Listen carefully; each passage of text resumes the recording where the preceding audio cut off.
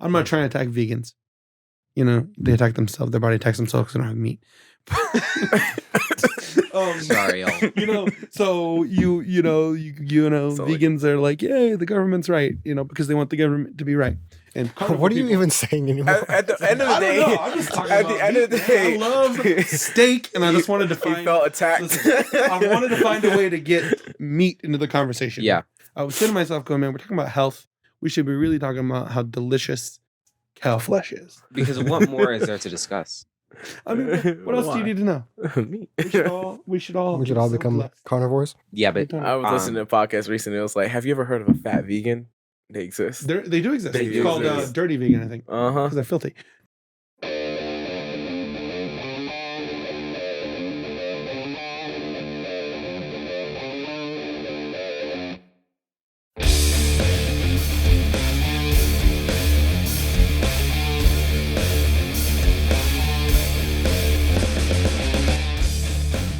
Like, okay, so we should just start with Joe, like how Joe Rogan does. Joe Rogan doesn't even introduce the person. He's just like, anyway, so like we were saying before the show. This has turned into the Bars Live podcast. No, it has. It is literally It's not. I'm no, sorry. it has. You're here. I'm sorry. You're here. I'm sorry. Like My apologies. we've had several episodes, and we have a way we start, and you're just here like. So this is episode 1. I'm totally fine with that. Everything Yeah, my before apologies. Bars a Lie doesn't matter. Okay. Negative He's numbers. here. This is episode 1. Yes, this is. We're here. We're live. I didn't even get claps. Give me a clap. Clap. Clap. Dance for me. I control the narrative. It's good. It's me. You just Barzai being and- quiet this whole time. They That is just fight. typical. I just sit here quietly. Yeah. People have, you know, honestly, Everybody is asking. people have asked me, Yo, everybody's asking. what is he even doing? The first episode. Everybody they said, wants to know. They said, what is he even doing? Then you came back, you started talking more with the second episode and the other ones. You know, Should I have this on or off? His niche, you know. On. If you're not in the Take it niche, off. Too, we're not talking too about it. stereotypical. So, what were we, as we were talking about before the show? Motivation. What was your question about motivation? Okay, so let me motivation. What's the question? You said, Was it how crazy is too crazy? how crazy. Oh, that was crazy my is too- question. Look, How crazy that is was too his crazy? question. Yeah. How crazy is too crazy It's when too it comes to goals? Yeah, because Aspiring for Goals? success. Okay, so you open that up more. Because, like, what do you mean when it comes to goals? As far as, like, setting goals or as far as, like, accomplishing? Accomplishing. All right, let me explain what I mean. So the trope is this. A lot of times they say, for example, people like celebrities or successful people, they'll say they're kind of a little bit weird, in the head, kind of crazy. So the question is, how crazy is too crazy? For example, I don't want to bring him up, but Kanye West, they say, they kind of say he's kind of crazy now, but he also has a lot of success as well. If you don't want to bring him up, then why'd you bring him up? I don't know. It's I don't just, want to I mean, I don't want to bring him up, but No one's forcing you. Okay, so like our great friend David says, what is normal? Just cycle on a washing machine. So I think for a lot of it, it's like what is considered normal. So I think it would be considered crazy because to be creative in a lot of spaces, to buck the norm, you have to be out of the ordinary. Mhm. And so then it'll be like he's out of the ordinary. He's crazy. There is obviously a connection, and with him specifically, like he's got some issues. He's just got some issues. Because listen, some of his ideas are horrible. Like some of his shoe ideas, people look at it and they go, I didn't like it. ugly. It's horrible. Yeezys were I like But he's like, any no, of them. listen, these Yeezys are incredible. Yeah, I remember some of his newer ideas where he's going, like, I'm revolutionizing, whatever. And listen, if we're wrong, and everything changes, and we have the giant bottom whatever shoes he comes up with, but sometimes he has bad ideas. So it's like he's I don't think he would be a linchpin. Mm. I don't know if that's the right word, but like a standard to be like, look, he's crazy, therefore all creative Right. people are crazy. Yeah. He's not. He's definitely more of a fringe. But in order to be successful in that arena, in any creative arena, you have to be a little bit outside of the box Definitely. because there are And many creative people, and talent doesn't necessarily bring success. The work and the Right. things you go and do. How much Well, you have to be willing willing to to go. think outside the box, but then specifically, you have to be about that, Yeah. like enough to Right. put in so much effort to succeed. Mhm. that like most people would have given up. Yeah. Generally, unless you can, get some billionaire to just give you $1 billion for an idea out of nowhere. Generally, because it's always no's first. There's never just a straight, like, my first idea, everybody was just like, yes, and I just, boom, made $1 million. There's always things that get in your way. There's always pitfalls. There's always doors shut in your face. Yeah. And you have to be willing to, like, stick your hand in the door and be like, hold on. It's like those people who go door to door and sell things. Right. Yeah. It's like, I would never want to be, listen, I felt bad, but I used to get annoyed because I'm like, you're making me be a jerk. And this is not the door to door ones. This is the ones that stand outside of a store or inside a store. Mhm. And you're walking in and they're standing there to come and jump at you. And now I have to be like a jerk and be like, no, I don't want to talk to you. Leave me alone. And like, hey, have you considered switching your phone plan? And it's like, come and interrupt my life. And it's like, I should As someone who's done door-to-door sales, I've done it. It's kind of nerve-wracking because sometimes you're sitting there, so you'll ring the doorbell. You have to stand out there. You know the person's inside. You just stand there and you hear them get quiet in there. You just stand there. It's like, well, I'm just trying to do my job, but they're annoyed with you. So you sit there and then you go, and then it sounds like it's they call it cold it's calls. not. Yeah. So is that It's what not fun. separates the crazy from the normal person? That the guy that'll stick his hand to the door, do whatever it takes to get more yeses than nos, or to get. I think a lot of people in society in general are subservient. And I think that's because, what you talked about, we're kind of herd animals. Right. So a lot of times, we've talked about this in a podcast in the past. A lot of times, when you see, it goes with trends. When you see a group of people running in one direction, Right. generally it's wise to run in that. They're running for something that's generally wise to run in that direction. So, Yeah. Those are things that are kind of trained into us like as herd animals where we kind of follow what everybody else is doing. If everybody else is okay with something, then it couldn't be that bad. And that's how you run and, they've done tests with this with people where they just put them in a room to like see, who's going to get up and leave, and generally like, most people, one guy will leave, most people will just stay there. Most people don't have, the willingness to, and that's generally because, as I said, we're herd animals, we're pack animals, and it's about the acceptance of the group. Right. And so generally like if the group is looking at you and going, no, that's how we shame people in the world, where it's like, there is not a lot of people who actually don't care. So you'll have a lot, Kanye is an example of someone who really just seems to just not care. You'll have a lot of people, if you notice, right? If you notice, people will just, people do, very few people get away with something. People would do something and then the whole, media or internet will be like, you did a bad thing. Right. And if those people will come out, they'll be in interviews and be like, so people are upset about this thing you did. And they'll come out and be like ashamed about it. Right. Right. And it's like, even people people who have money and don't need, like they have enough money to live the rest of their life very comfortably. And they don't need you to buy things from them. And they don't really need your acceptance, still want your acceptance. Right. Still care about that image. And so they'll come out and apologize. And it'll be situations, and generally it doesn't work. That's why, that's kind of why, a certain disliked president, there's a bit about it Bill Burr does, where he's like, he just kind of admitted it. Like when they would call him out on something, he'd just be like, yeah, I did that. Whatever. So they'd be like, oh, you said this thing about women. And he's like, yeah, well, only Rosie O'Donnell. So, and they're like, oh, you said it about other women. And he's like, yeah, you're probably right. It just goes on. And because, he didn't, which even then he also does, because you see he has an ego and he cares about, that's why, he can't take any shots. So I think it's more like that, where it's like, because the majority of people are not willing to step out and take risks and buck the system.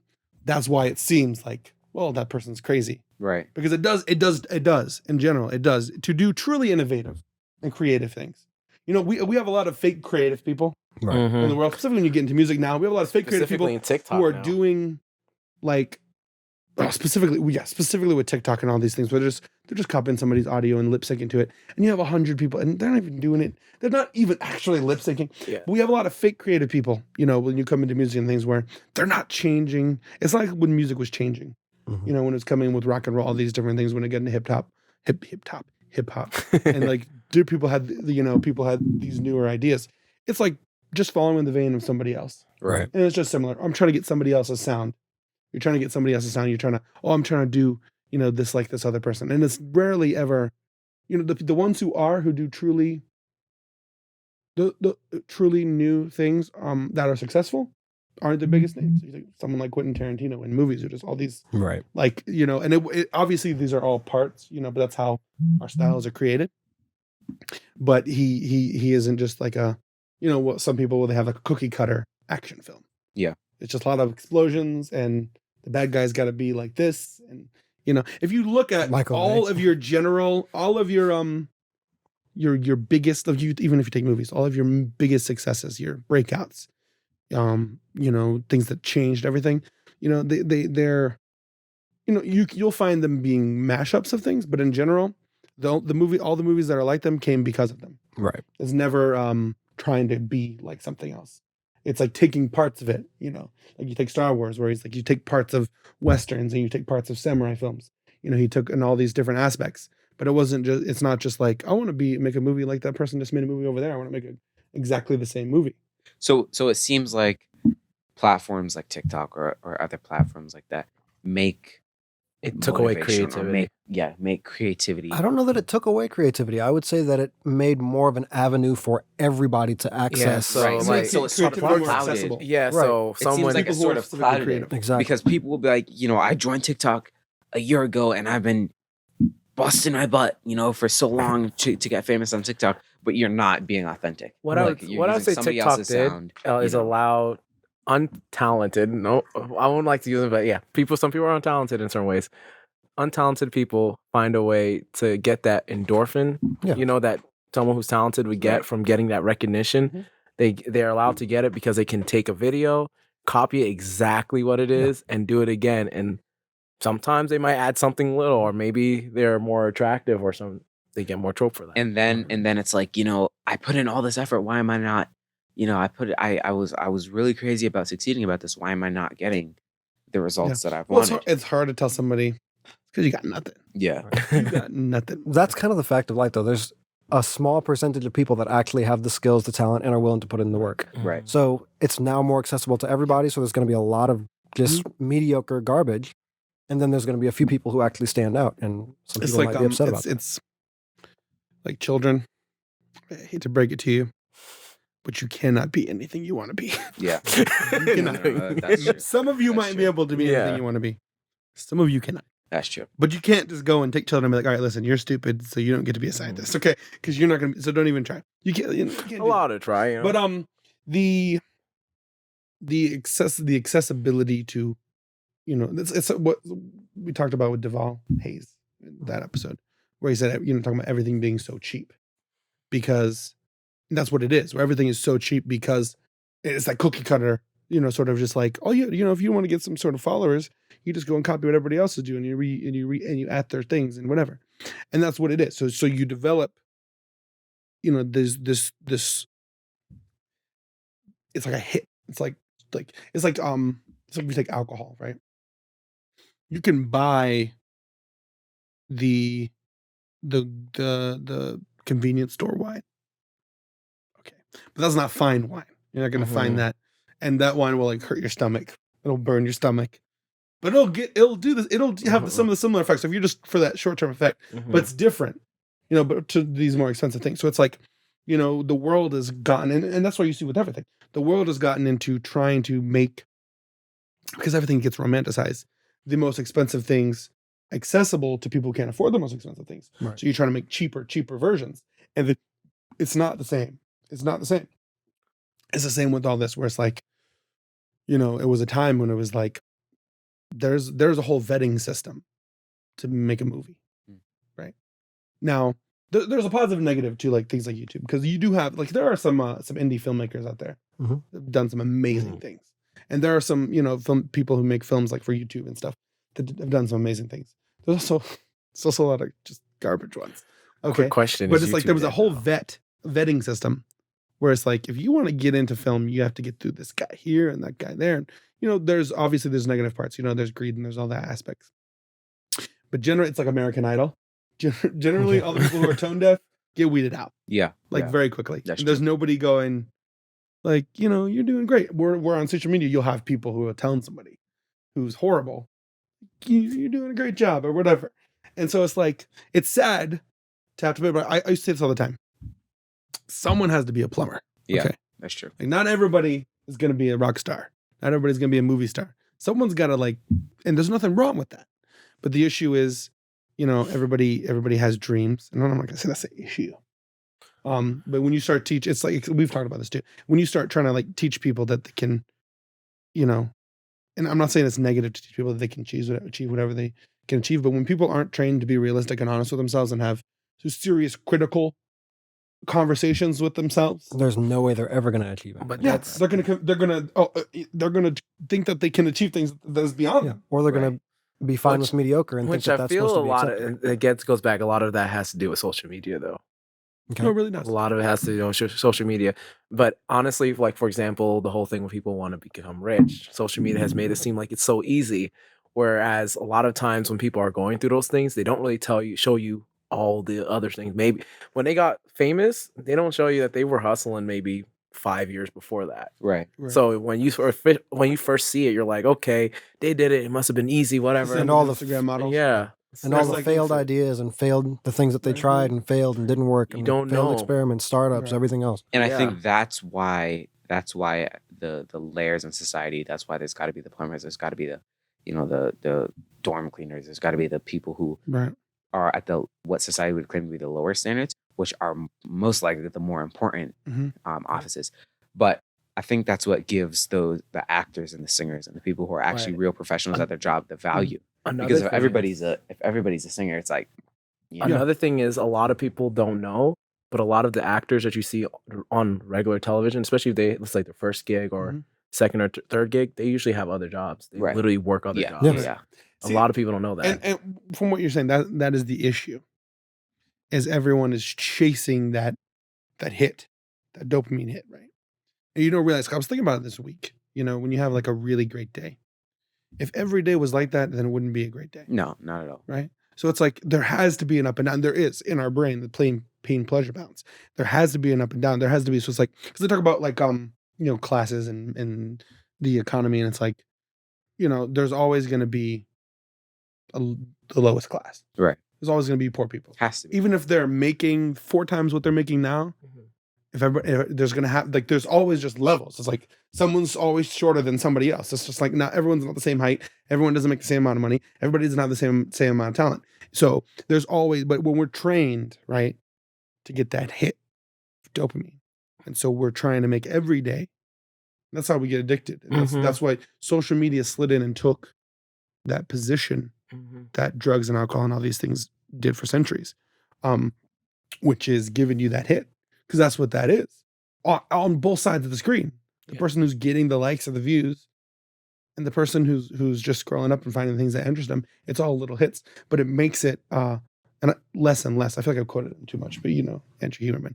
And the way because in the podcast he was Andrew Huberman. He's talking about dopamine and all that, and the way it works. It's like it's a up and down. It fluctuates, and so what he was talking about is he was pointing out is that often. And he talked about like if you have a big goal in your life, people have a big goal, they want to accomplish something, and they work hard and they accomplish it, and then they they get it. It's a big celebration. Celebrate, yeah. The next day, it's always like, what now, right? And always has to go down, and it's like most people immediately go, well, I got to find the next thing because that's the way our brain thinks. This is an example I think we can take for a lot of things because I think in a lot of ways of life and in the world.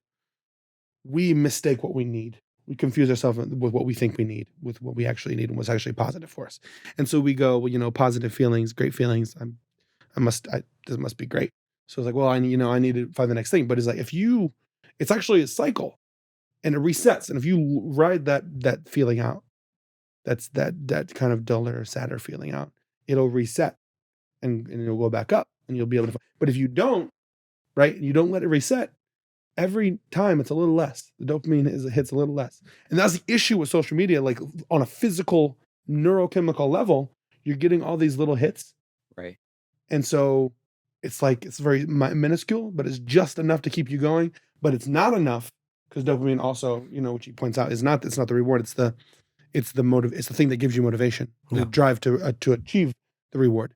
But you're getting just enough to keep you scrolling, Right. but not enough for you to go up and go and create something, Right. and go and so why would you go work for something when you have it right here? So would you say that it's healthier for a person to, rather than being like, okay, I've done this, now what now? Drop that. Mhm. I'm going to do something else. Would you say it's healthier for a person to be like, okay, I've done this. Now let me work on this on the basis, on the foundation of what I've already built, rather than I've done this, let me set it off to the side and Right. start on something new. That's a great idea, but something that a lot of the neuroscientists suggest is that you learn to find motivation and excitement from the actual act of doing the thing. Okay. Right. Instead the of- journey, which is so cliche but true. It is, but it works.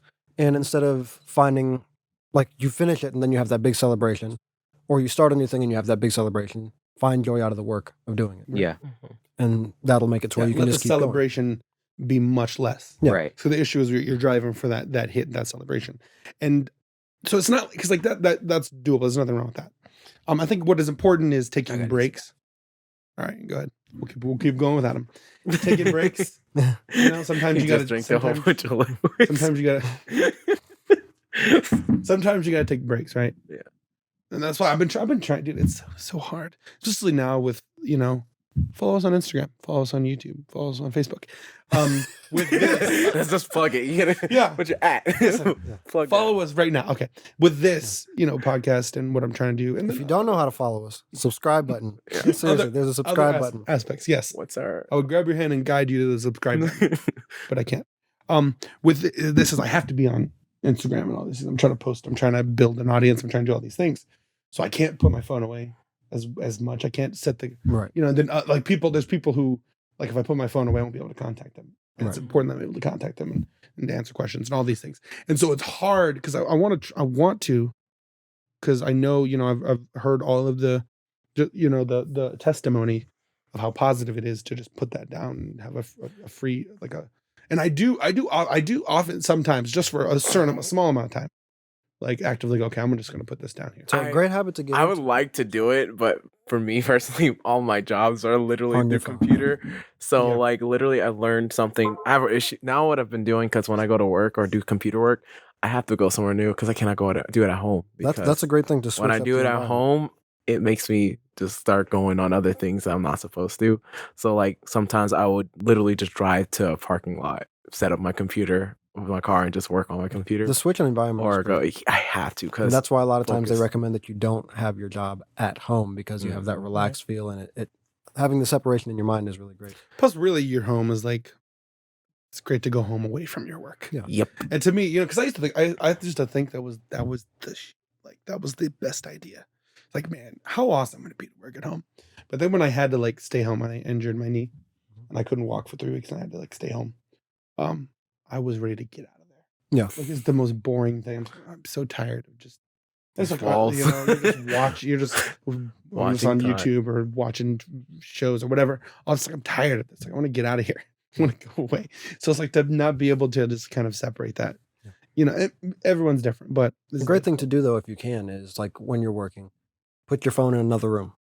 And I know there's always, what if there's an emergency or what if someone needs to they'll call you. That people can get a hold of you if there's an emergency. Don't put it on silent, put it in the other room.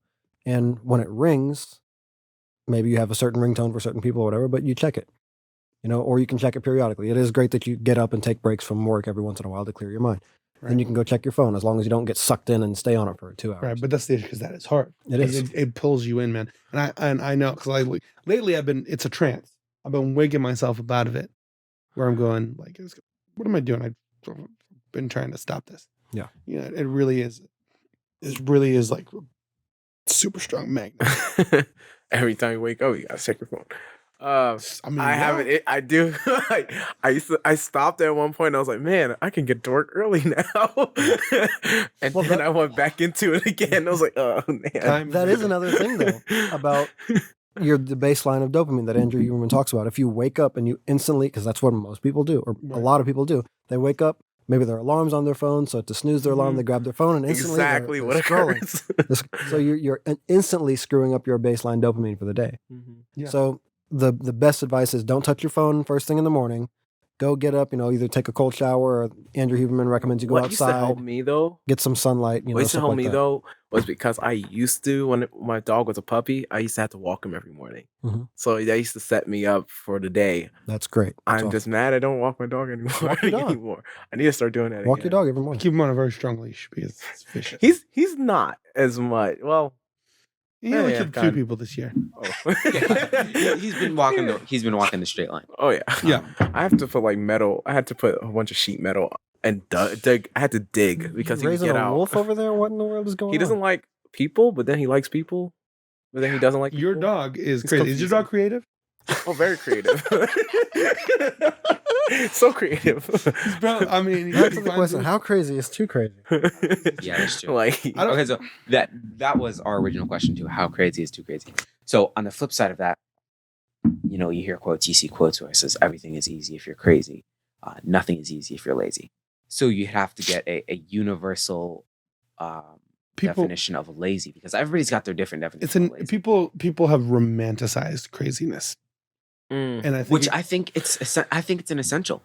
I believe it's an essential because people will cut themselves short on the basis of modesty or on the basis of self-control and so forth, but they're setting themselves behind, and they don't realize it because I don't want to. Okay, I think one of the biggest issues with that, I think it's important to establish that there's a genuine mental insanity kind of crazy. There is. So it's like because I think was my point is it goes back to what I was saying before, which is bucking the norm. That's the reason why it's romanticized too. The reason why it's romanticized is because so many people, craziness being romanticized, just fall in line. That when someone's out of the box and unpredictable, Right. it's kind of cool. Right. Mhm. All right. The issue is it's not really cool if you like. So the issue is like the level it's romanticized. Like we run into the point where people are not crazy and they're not out of the norm, but they want to think of themselves as that because it makes them feel like I'm a Right. badass because I'm crazy and you don't know what I'm gonna do, man. I might like Right. sit down. I might stand up. You don't even know. What are my hands gonna do? Close, open. We Yeah. don't know. I'm crazy over here, man. I'm insane. Do you know who you're talking to? So it's like it's romanticized because everyone follows these standards, right? The issue is that there's an actual genuine crazy. That part there. Right. We use the word crazy is used so much. We overuse it when it's like someone's out of the box. Well, he's crazy. Like he's got crazy ideas. He's gonna make a podcast. That's crazy over here. So much so to the point where if somebody's like pushing to get there, Yeah, if someone's things on, it's like, man, funny, he's crazy. comedians will be called crazy, Right. Oh, Mhm. because he says funny things. Man, guys, like the great thing about him, he's crazy. Right? No, he just has funny things. It's not like he's there and he doesn't know what reality is, Right. and he thinks we're all like bear people or whatever. And he's insane. Right. There's actual severe mental illness. severe mental illness. Yeah. And then a lot of times things like mania, manicness, I don't know if that's a word, is confused. Where someone's just like a really loud, exciting, and they have times where they're really loud and joyful. Right. And he goes, man, like he's got a lot of energy. It's like he's kind of insane. Yeah. You know what I'm saying? And there's there are those people. I think it's got to be more clarified because there are those people. It's like, okay, he's just doing a thing a little different. He's just a Right. little different, but he's Right. not like we know crazy people. We know people who are literally crazy. He said, we know. We know. I'm probably peeking. No, They're literally literally crazy, enthusiasm. and it's like there's aspects where I go, okay. And one of the first things is they don't conform to societal norms and standards, Right. right? But they go way out, where like everybody goes, even like the people who want to be crazy. Go, okay, that's too far. Like he's crazy. So it brings us back to the article that we were reading before, where it talked about the three major problems that Gen Zers have, and one of them was accepting advice from uneducated or unqualified people. See, I'm crazy. So- I'm not doing that. Yeah. So I'm going against them. You don't even know. One of them was taking advice or accepting advice from people who are unqualified. So it seems like those people who are crazy or those people who go against the norm might not be saying, I'm I'm different than all you guys. That's why I'm Mhm. successful. But it seems like that would strike fear in some, and then strike like a feeling of admiration in It does. others. No, it does. That's why there's people who So follow these people. many times it seems like those who are high up, the professors, the Mhm.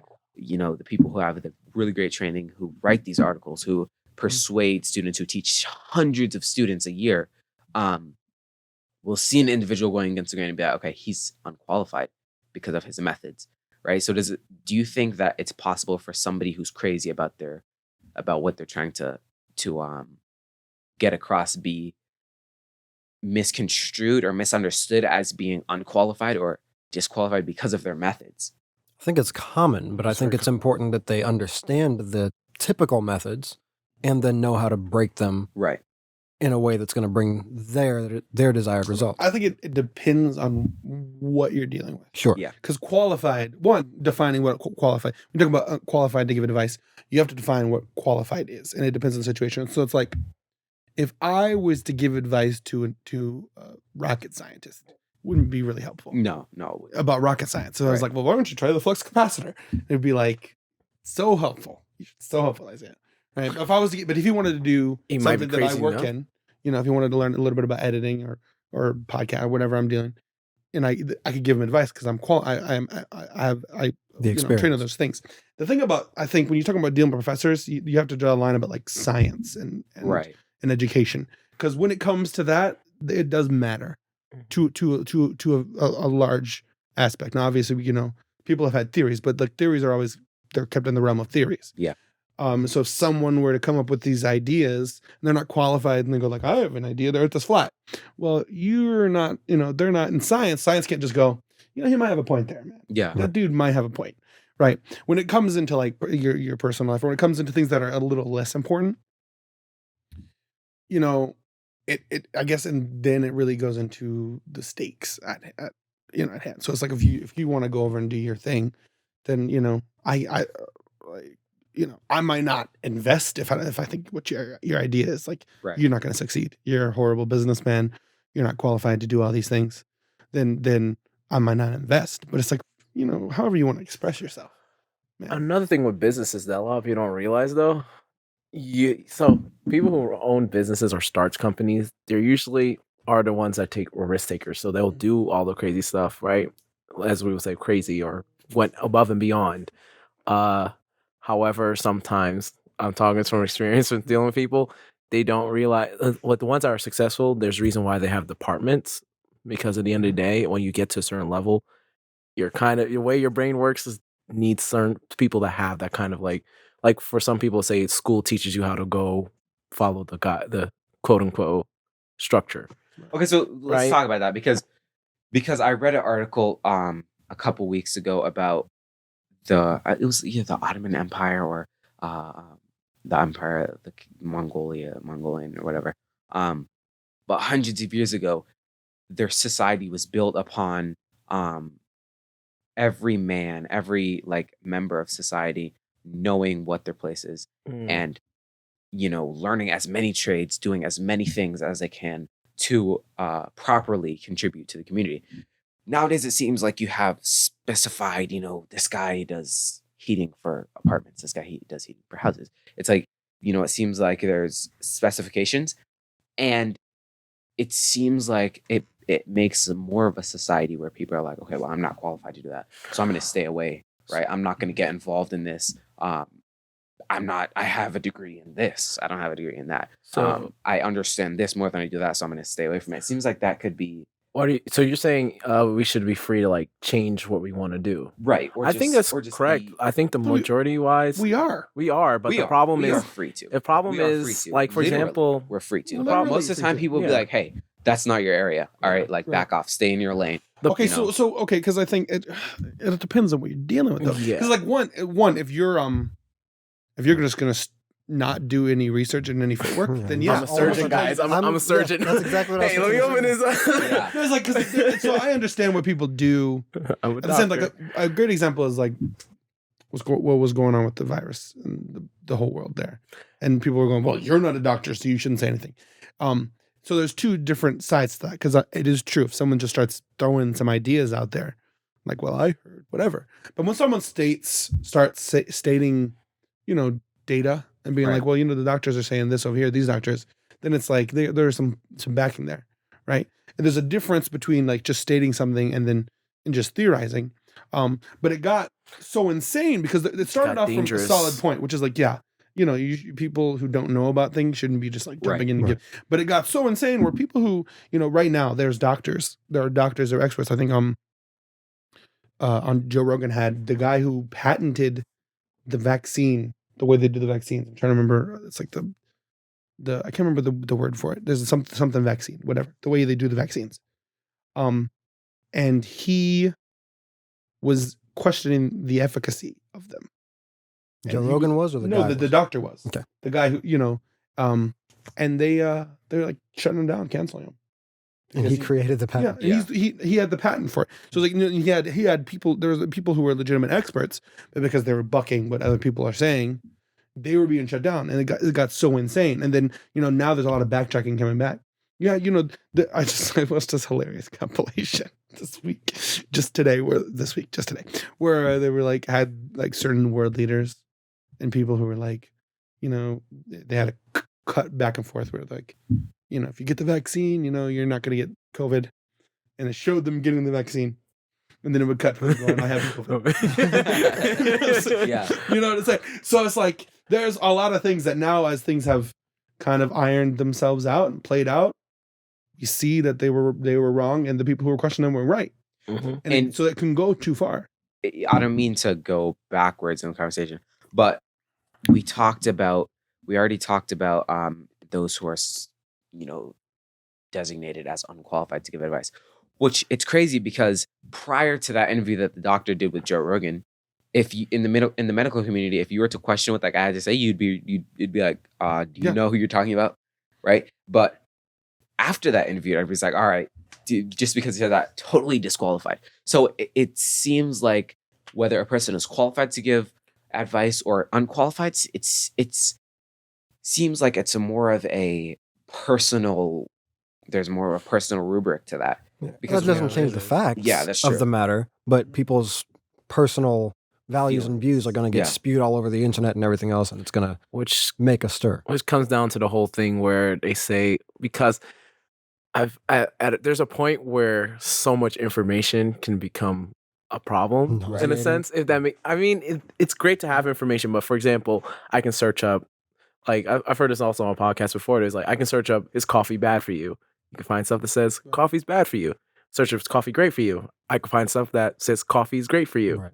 And they'll both say coffee is bad for more bad things about coffee. Yeah. And then the other one's like, no, coffee is greater for you than it is bad. But at the end of the day, what you think is going to be fact is what you really want to be the truth. And a lot of time, like with health specifically, different things work for different people depending on the results that they're looking for. Right. If you're looking to be a bodybuilder, well, certain things just aren't going to work for you, and you got to do other things. If you're looking to, lose weight, totally different things are going to work for you. And also everything in moderation. Sure. Yeah. Some people are going to say salt is healthy for you. Some people are going to say salt is horrible for you. At the end of the day, it's too much of it. It's bad. If you eat too much salt, it's bad for you. If you eat too little salt, it's also bad for you because your body needs it. So it's moderation, and you got to, and know your body. Research and know you your have body. to know your body. And I think that also takes us back to the herd immunity aspect we were talking about it, because many times you'll find people like, okay, well, so-and-so did this and it worked perfectly great for him. But I've been doing this for the past, couple months and it hasn't done anything for me. It seems like because humans are herd animals, or because we, everybody runs in this direction, we're going to run in that direction. We think that we should have the same results, but it's just not the case. Somebody can put in half the work and get, the complete result, and you put in half the work and you're just like not even, different people are genetically predisposed to certain things, and some people aren't. Because I mean, like for example, even when it comes to like pregnancy and stuff, they'll ask, hey, is your family have more of this type of disease or something? So you have to know, doctors have to know it in order how to process and go through. Well, remember in the 70s, there was advertisements. I remember I was alive in the 70s. This cigarette is more doctors recommend this cigarette. This cigarette. So it's like you will find in science contradicting studies. So it's like a person has to be, so it's like is becoming my new interesting. So it's like interesting. So it's like interesting because so it's like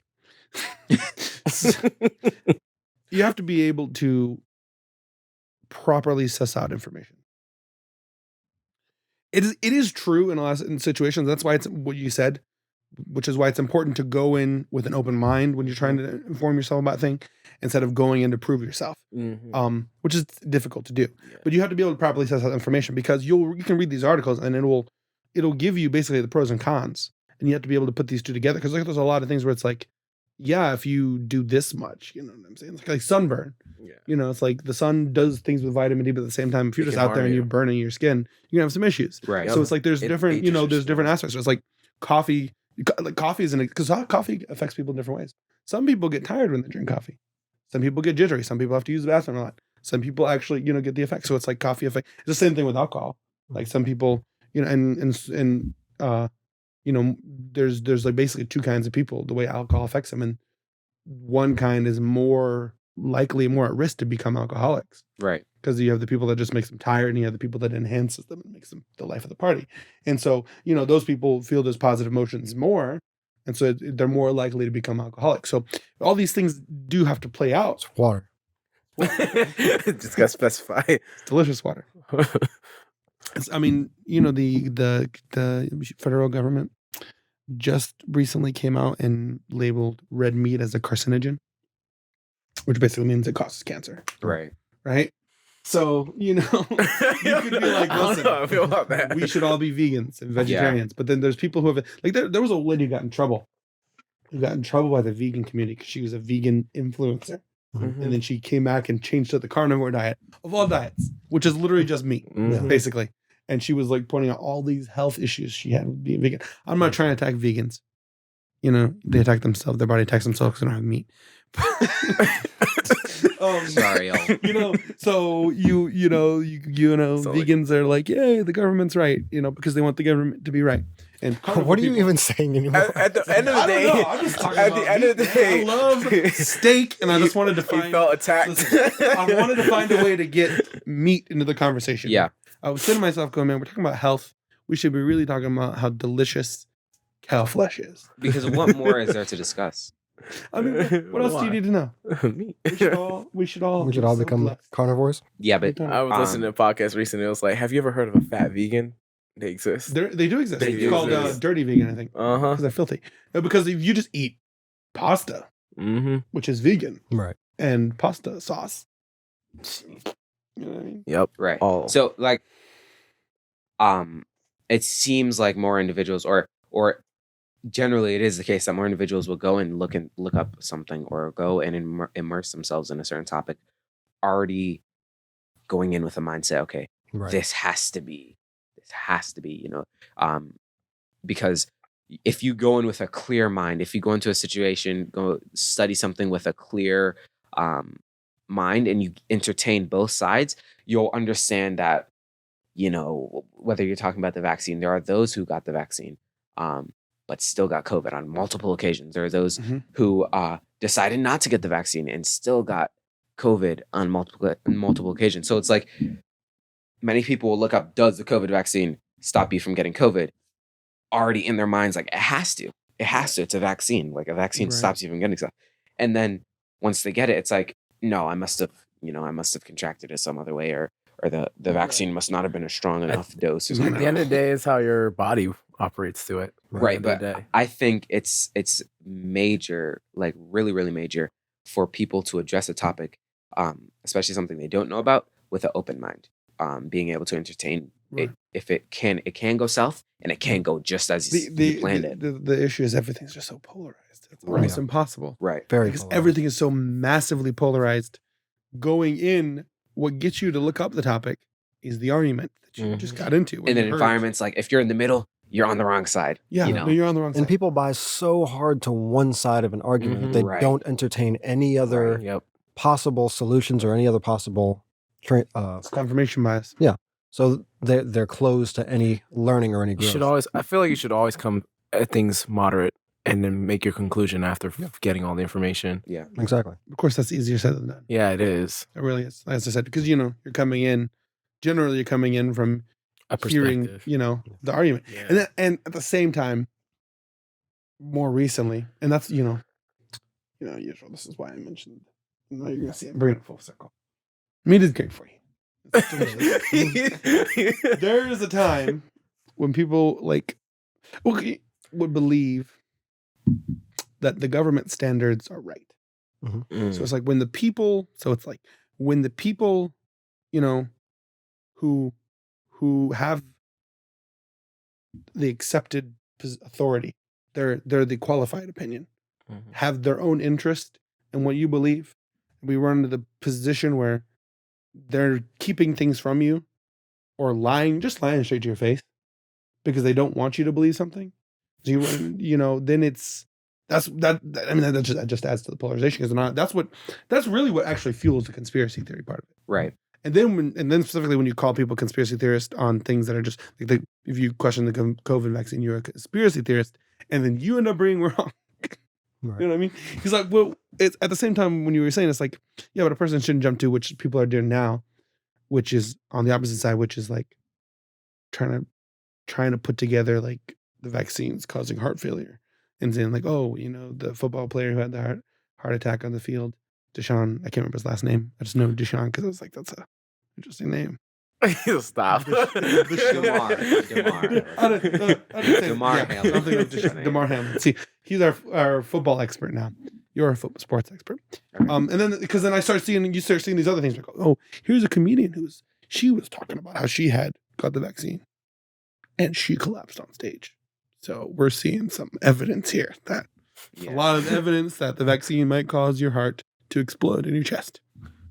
Yeah. So it's like, So everybody wants to know. This is the question everybody's asking. Legitimacy or logic? That's what should you, going into a situation where you have no expertise, going into a situation where anything could occur, should you go in with legitimacy, with like, okay, this is legitimate, this side here is legitimate, this side here is legitimate. What makes it legitimate? Beliefs or generally when it comes down to it, opinions make things legitimate. And it sounds like it shouldn't be that way, but that's how society is. Mm-hmm. Opinions make things legitimate. Mm-hmm. Opinions of a person who's well trusted, opinions of a person who's well liked, or opinions of a person who's just like, got a great personality or goes well. Their opinion makes something legitimate. That gets back to what you were saying. But earlier. it can go totally against and for logic. that reason, I think is why it's a balance of both. Right. Mhm. That's exactly what I was going to say. Because there's also flawed logic. Yeah. Right. It's a great question.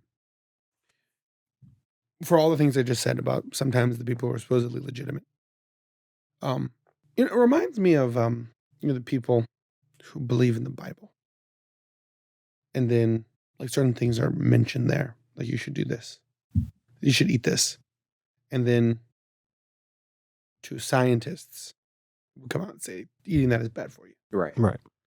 Who do you consider more legitimate? So it's like the people who believe in science are going to say, well, these people are legitimate, and this is not. And the people who believe in the Bible are going to say, well, God wrote this, the Creator wrote this, whatever. And these are scientists; they don't know anything; they're just figuring it out. So he's legitimate, right? You fall into the that's where certain aspects fall into the logic category, Right. because it's like if someone's telling you, it's like logically, like if you think about it logically, if you took a cigarette, let's go back to the doctors. More doctors recommend Camel or whatever it was. If you took a cigarette, right, and the first time you smoke it, no one is like, man, that's nice. Everybody coughs. Right. And their body's like, what are you doing? Mhm. If you think about it logically and you go, okay, this stuff kills me, right? People die of smoke inhalation. It's a thing in history, Right. right? If I'm in a building that's on fire, I'm told to get on the ground away from the smoke, cover my face up with a wet cloth. Logically, like forcing my body to breathe this is stupid. No matter what the doctor's saying, it's okay. It's dumb. Like logically, that makes no sense. You have to have an aspect of that. At the end Now, of obviously, open-mindedness, because your logic can be flawed. Right. at the end of the day, when it comes to like what you're talking about, that's kind of a deal with being capitalism, a capitalist country as we are. So the doctors, socialist, I'm not a socialist. I'm very moderate in everything. I'm be honest. I'm very moderate. In everything. Commie. But the truth is here, like the fact is, the doctor's only going to give you what's going to keep them, not you dying, but close enough that you can still, indulge in what you want, but at the same time, it's not great for you, but it's safer. A That's lot what of they times what's usually go. interesting is it might not necessarily be the doctor, Yeah, but the whole system that they were trained Doctors. under. yeah, It is true. There is corporate interest, but at the same time, there's also people who are doctors who actually care about their patients. Exactly. Mhm. And I would say most doctors probably got into there's also Yeah. the money aspect, Yeah. but a doctor gets into the field because they care about their patients, and then there's some that go just for the money. Sure. Right. I think, and then there's things like alcohol where it's like, you'll have like, it's funny, like Andrew Huberman, example, he has a whole podcast about it, and in the entire podcast, really, the entirety of it is telling you how horrible it is for your body. But at the same time, he's going, I'm not anti-alcohol. I'm not Right. speaking against And alcohol. that's something about him that you'll see in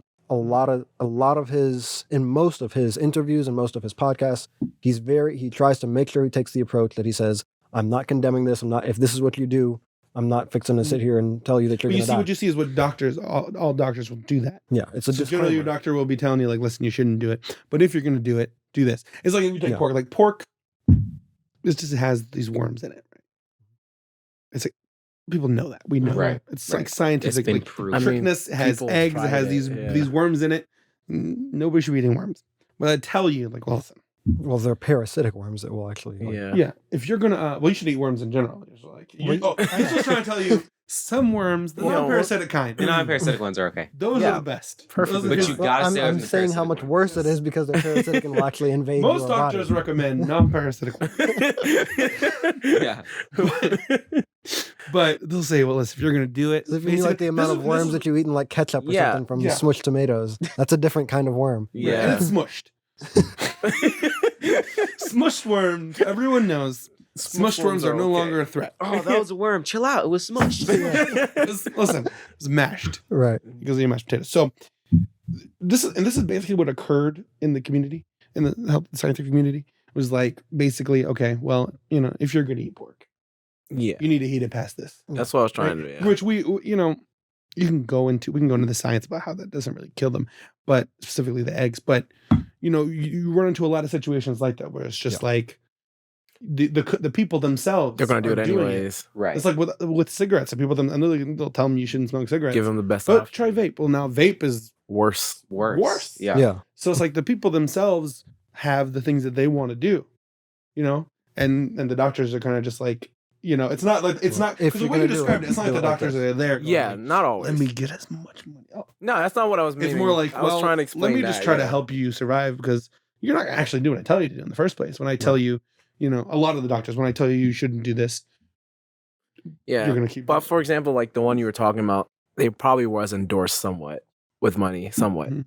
to recommend that. There's actually a whole what's No, the it guy's name? Is it the guy I believe he was related to Sigmund Freud. There's a whole Robert Freud. no, not Robert Freud. Dang it. Pull it up. Bernays. Google. Is it Edward Bernays? Edward Bernays, the creator of the Bernays sauce. Let me look it up. Oh, You don't like Bernays sauce? But Yeah, but so You don't so even I don't know what it is. No. so It's sauce. also like with that logic or with the legitimacy issue, it seems like people who are deemed to be on all fronts legitimate or even on certain fronts legitimate, they'll be speaking to their base, and like you said, it'll be like they'll trash talk smoking, or they'll be like, okay, they'll present why smoking is bad for you, and then they'll be like, and I'm not telling you not to. I'm not telling you not to smoke. I'm not trying to like say you don't smoke. It's all your choice. But because of that legitimacy issue, people will choose not to smoke just because the person who they deem to be People okay, I are get what you're complex. saying. So here's the thing, dude. People are complex because I think the reason they do that is at the same time that people are herd animals, humans, herd humans, right. and if everybody's okay with it, then it's okay. At the same time, if you tell them not to do something, they get mad at you. Yeah. Telling me not to smoke, and it's like they say it about boys, but I think it's everybody. But with boys specifically, like if you tell a young boy not to do something, that's the first thing he's gonna do. Yeah. Don't touch the stove. Touch the damn stove. So it's interesting how complex we are because they're like we'll do all these things like, well, the doctors they said it, but at the same time if you come in and go don't do this, Who are you to tell me what to do? I'm gonna go and do it. So I got the thing about cigarettes. All right, what were you saying? So Edward Bernays, the guy, he was known as the master of propaganda in the United States, but nephew to Sigmund Freud is what I was talking about. So cigarettes. This is from theconversation.com, and I'm just going to start reading.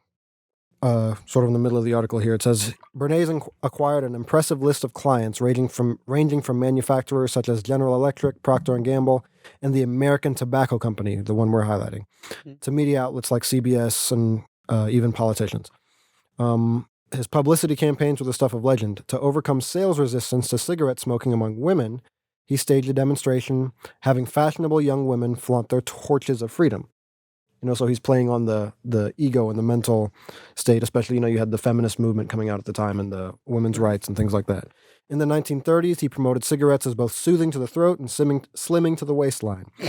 But at home, actually, when you can promote long term, when you get cancer, Yeah. slim to the waistline. But the way you can promote things and get people to, jump on the bandwagon. But at home, Bernays was attempting to persuade his wife to kick the habit. When he would find a pack of Parliaments in their home, he would snap every one of them in half and throw them in the toilet.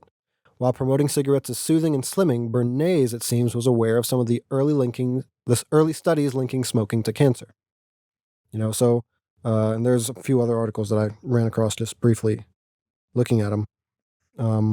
The American Tobacco Company hired Edward Bernays, known as the master of propaganda, to solve a problem which seemed unsolvable. Only a fraction of potential female customers was addicted to cigarettes, while men were heavy cigarettes consumers. So Bernays was given the task to promote the consumption of cigarettes among women and win new customers. So that's what he did. He boosted the benefits. Right. These doctors promote this brand of cigarettes. And he's an example of a person. Yeah. And even to him, I think it probably was just like this business. But he's an example of a person who's knows something is wrong and or is bad and is pushing it. The same thing occurred with sugar and fats and the past which we talked about, where the sugar companies paid doctors to say that it was fat that was making everybody fat and not sugars. Right. And now when as things, and that's the positive part about this whole information is the information is more accessible. Yeah, it's you have the access to the information. Just how and can prove it and double prove it and all these other things. How you use it at the end of the day, and basically when you're about to use it, where you're coming from, because like we were saying earlier, when you're just trying to prove your argument, you're probably not going to get any benefit from the information you're given. Right. So back to creativity. How do you think you fix all that? The whole everything being watered down, cheap. Because in my head I'm thinking, because we should encourage creativity, but the issue is the creativity should be in where a person is suited for that. But you can't just go tell everybody, listen, you suck at that, you shouldn't do that, and you're suited to be this over here. You need to stop. You need to, you shouldn't be on TikTok and be an influencer or whatever. You can't go and do that. So how do you, other than just being in your corner of the world and creating your thing and trying to develop quality out of it? I think that's the first thing. But also the other problem, I think parents of children and people we shouldn't be lying to our kids. That's the one thing. Right. Lying to your kid, lying to yourself is horrible. Lying to your kids is horrible. You shouldn't be lying to your kids. We should be training them with realistic standards, because that helps them to reach out and realize, okay, well, I suck at this. I'm not saying be so brutally honest that you hurt your kids, because there's also that. Encourage your kids to do things. But if they do something and it's not up to par, show them how they can improve and be better.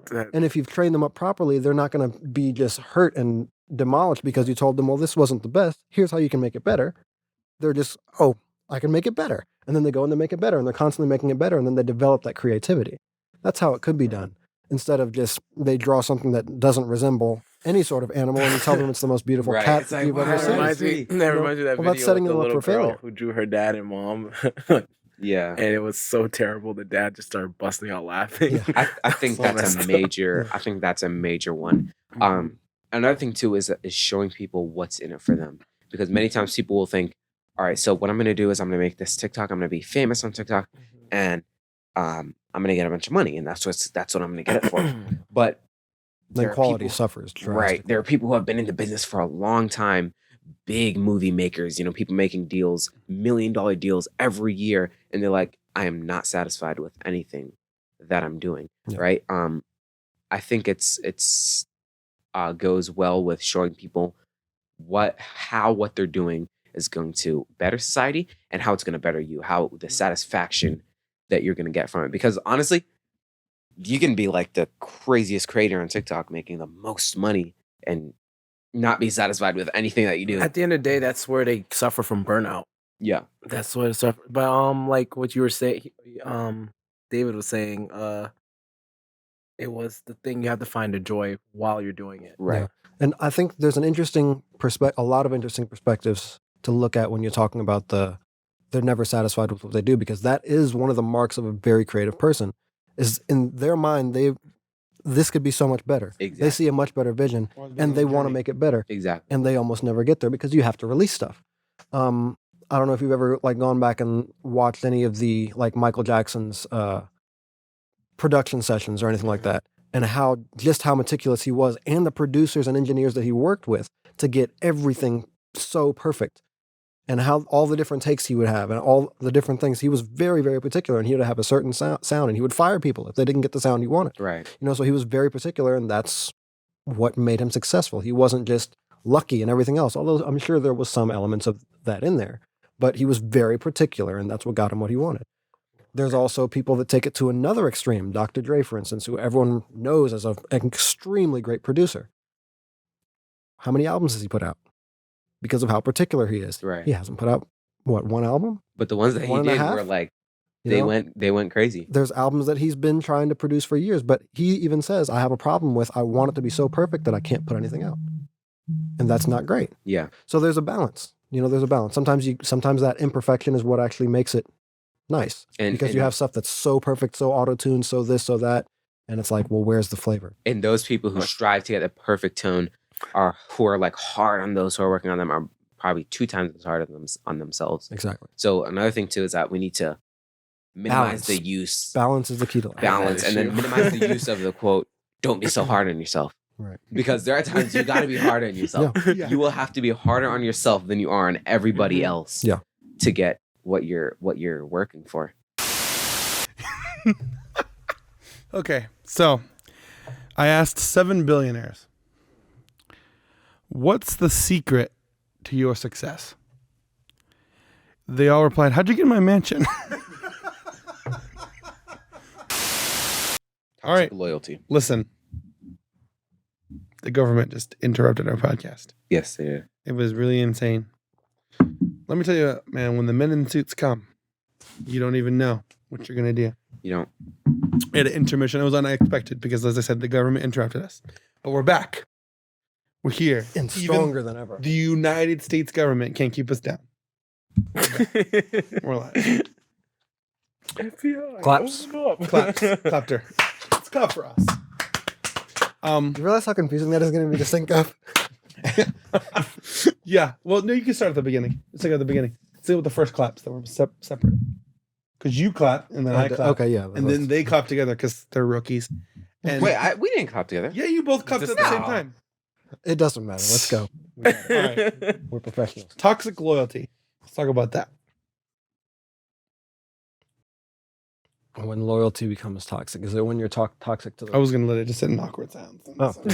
Israel can't. Israel's like got a awkward silence. He's like, let me just fill it with words. Sucks. Toxic loyalty is when loyalty becomes toxic. When someone's The loyal loyalty to the wrong cause is what to a I'm saying. toxic level, it doesn't have to be the wrong cause though. That's the issue. Okay. It doesn't have to be the wrong cause. To me, it's loyalty becomes toxic I like where you're going with this. when because because of loyalty, it changes your view of reality. Right. Yes. To be loyal.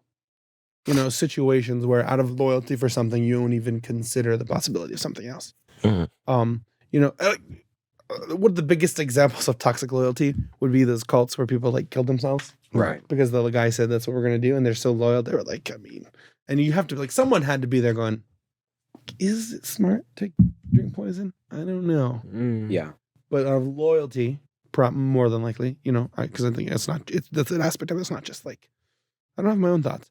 They're like, yeah, well, I guess poison's the way to go.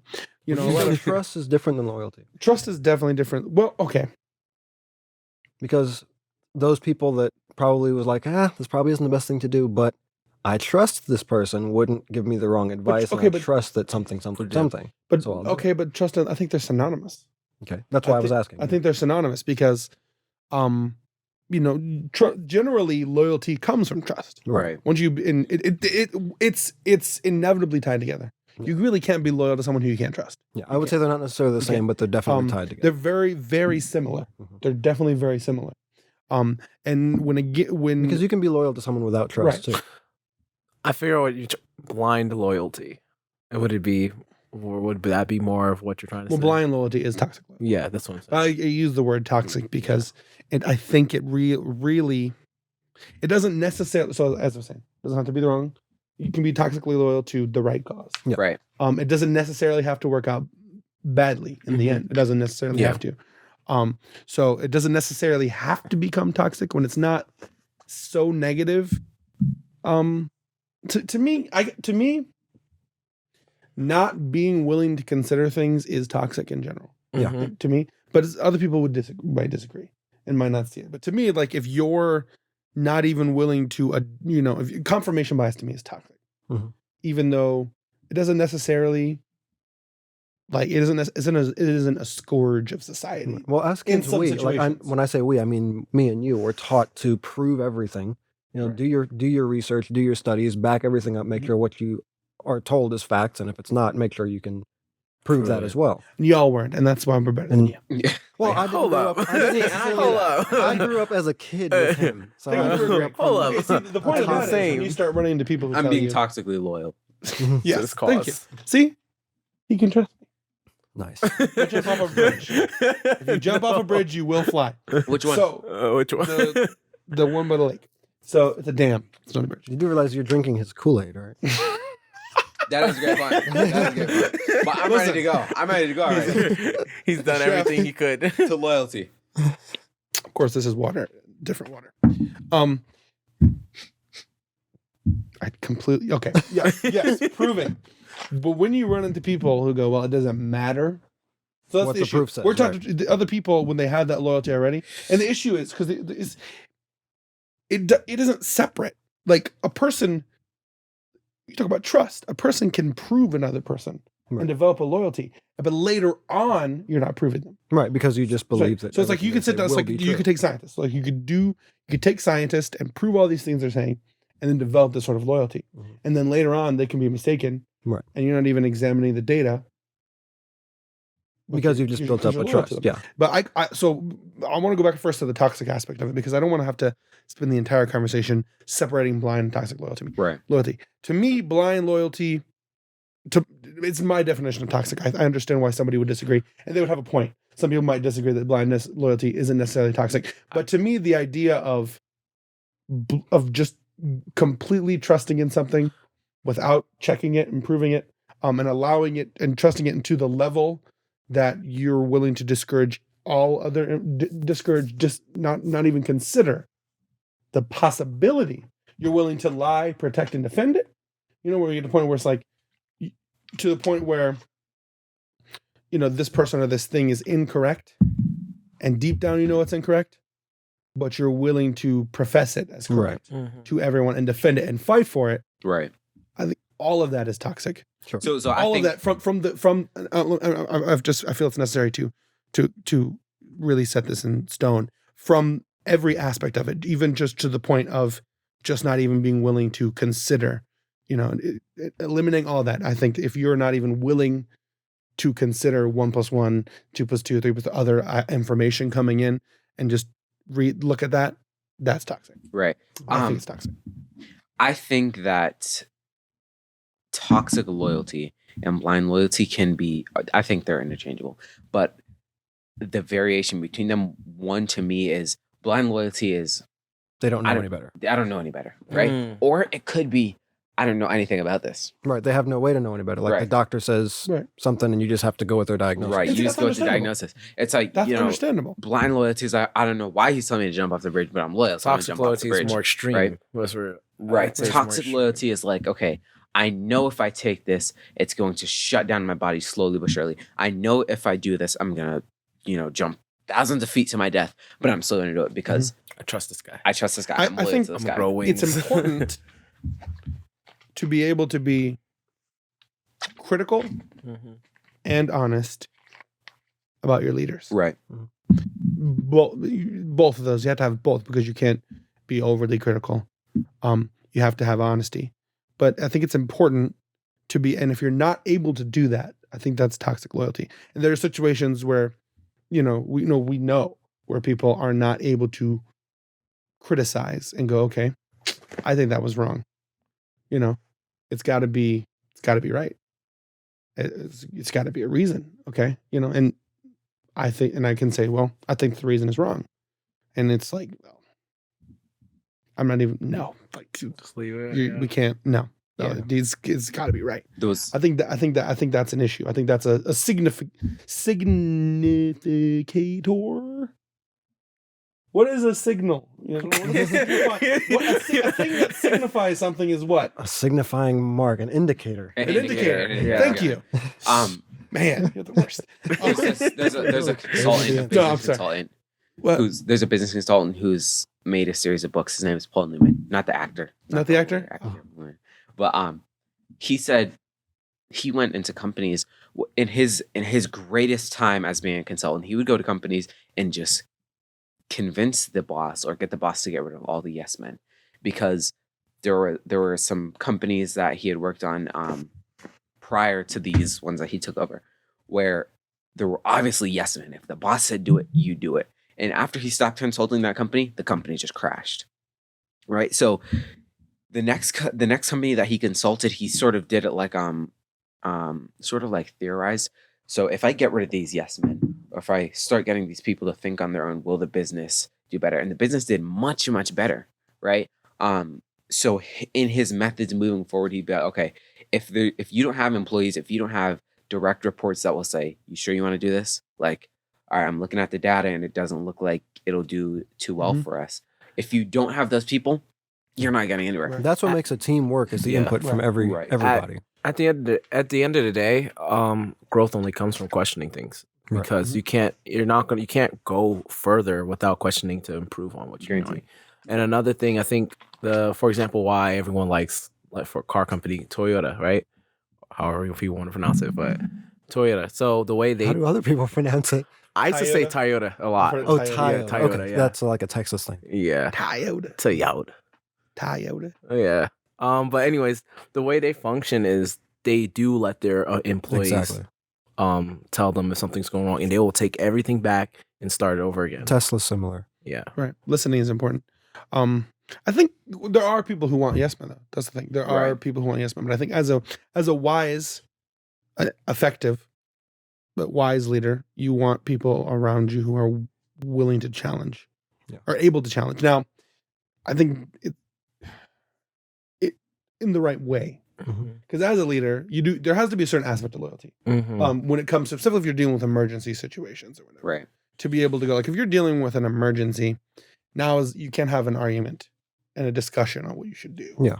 If you need something done, like, hey, listen, there's a fire, we need to put it out. You can't be having a discussion, a 5-hour conversation as to Where to park the why truck. you want him to park here and do all this. Yeah. You just have to have people who are able to go. But see, the issue is if you have people who are educated enough, they won't even need to challenge you. question it. They're educated in their job and they know, and you go, okay, I know this is how we deal with the situation generally. So I understand why he's putting me there and why he's putting me there. But not everyone falls into those categories.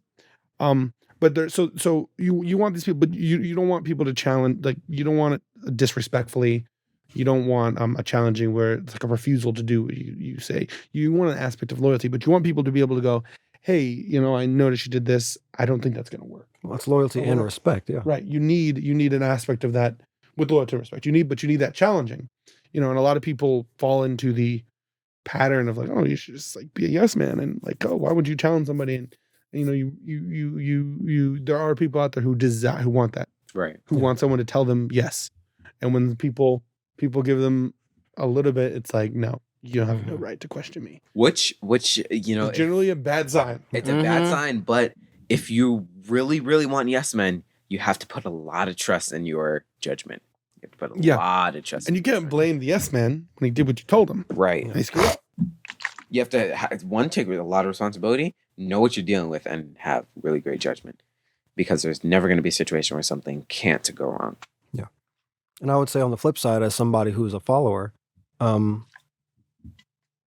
still being able to prove things for yourself is a great place to be. And when your person that you're following like everything that they say proves out, you know you're following a very reputable source. Right. But Because- test and prove them all. Exactly. Always. And be able to respectfully say, if you see something that's off, hey, this seems off to me. Why does it seem off? And then they can explain it, and then you either figure it out properly or you realize there's a problem. So Because there are situations where you're just not educated on the exactly, situation. many There are times situations. where you're wrong. That's why they're the leader, because they've done the research, and they've done the it comes education. back to being open-minded, where you shouldn't come in with the idea that you've got it all figured out. Right. But if you're, I just, you never. It's just those environments where educating yourself, questioning things is discouraged. I couldn't even find the word discouraged. Is discouraged? Those are the worst environments. Yeah. And there's also, everybody makes mistakes too. So if somebody trips up Right. and makes a mistake, like, oh, they're a horrible person, we shouldn't follow them. You It's like, shut no, them. everyone makes I would mistakes. shut a person down real quick. Explain what is toxic positivity. Toxic positivity. We've had this discussion a few times. Yeah. Um, I'm going to get the definition. So I would say toxic positivity, it's similar to like the endless pursuit for happiness. Mhm. And that's a whole other discussion, but toxic positivity is when, like, let's say you're in a situation. We're taught to remain positive, which is great. Really, what that means is to try to find the positive in situations so that you can move forward. But in a situation where, let's say I didn't do, or let's say I am having a bad day, I broke my ankle, okay? I can lie to myself and to everybody else around me and say that the situation is great. And that's not going to help the situation. It could actually make it worse. Right. If somebody just lost their parents, that's a really crappy situation to be in.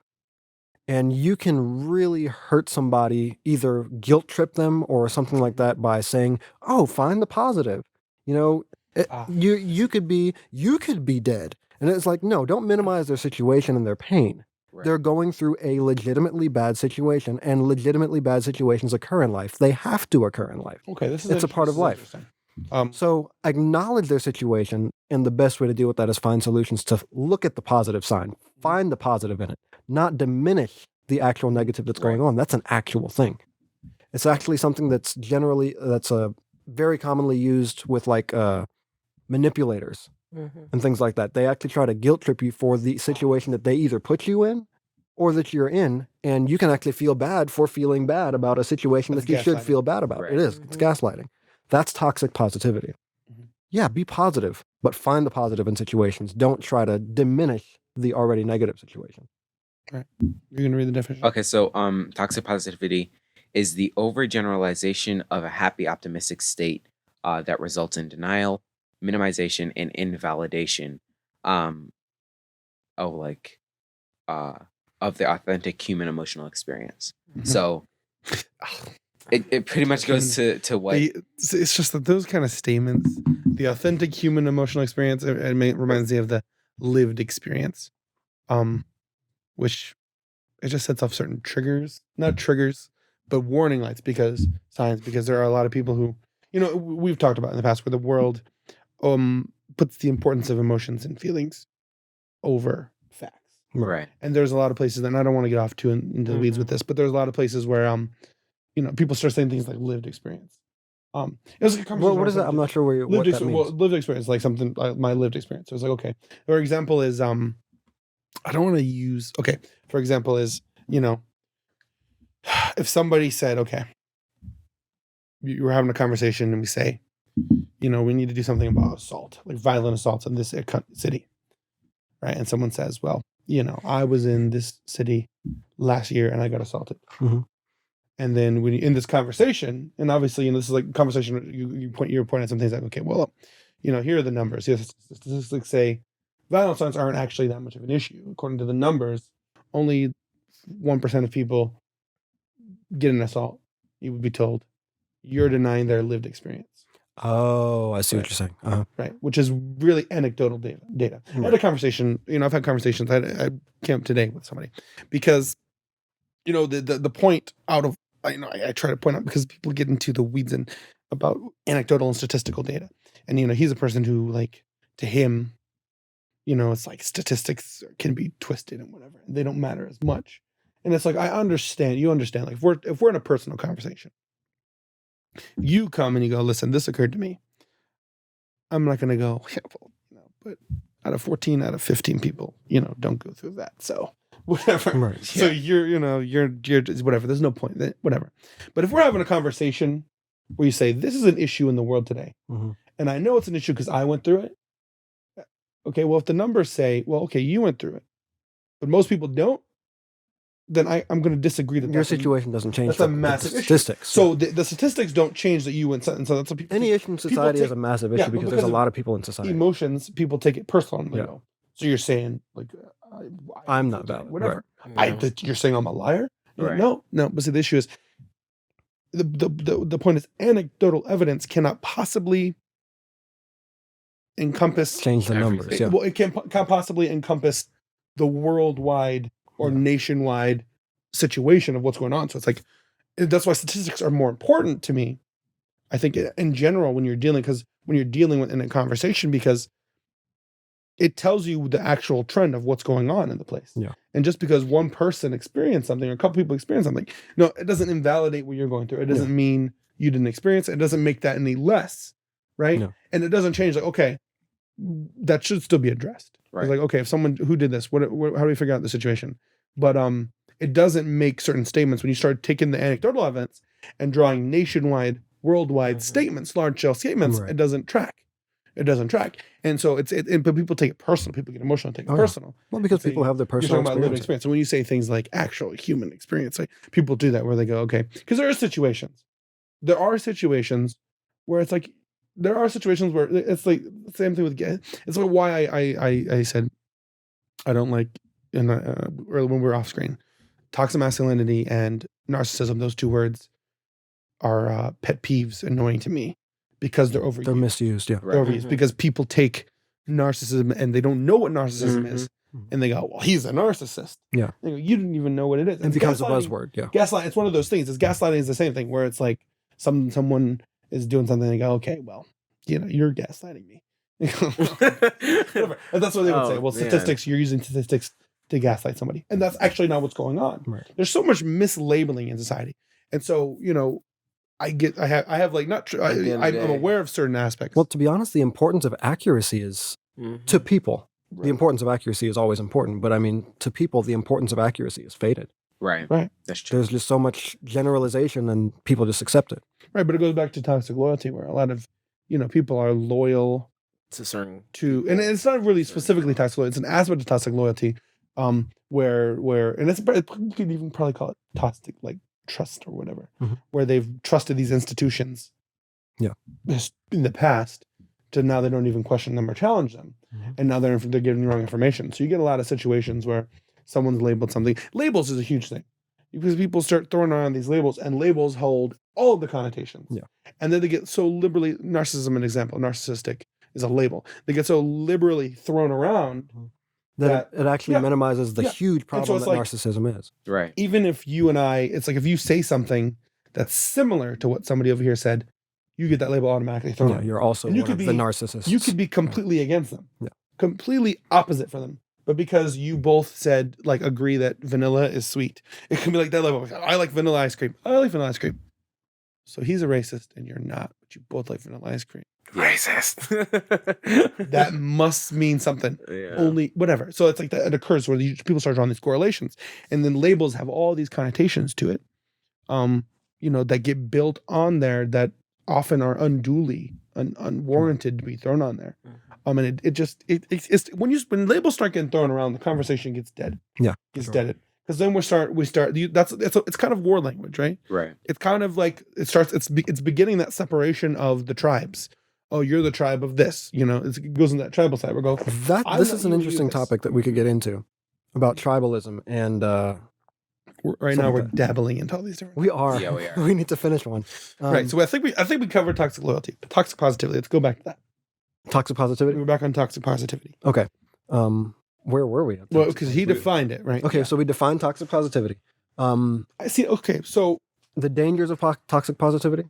right. Okay. Well. Okay. So with toxic positivity, the definition you've given there. I was thinking. At the same time, a lot of situations, specifically the example you're talking about, someone suffers a loss. A lot of times, people, it's like, what do you say in that situation?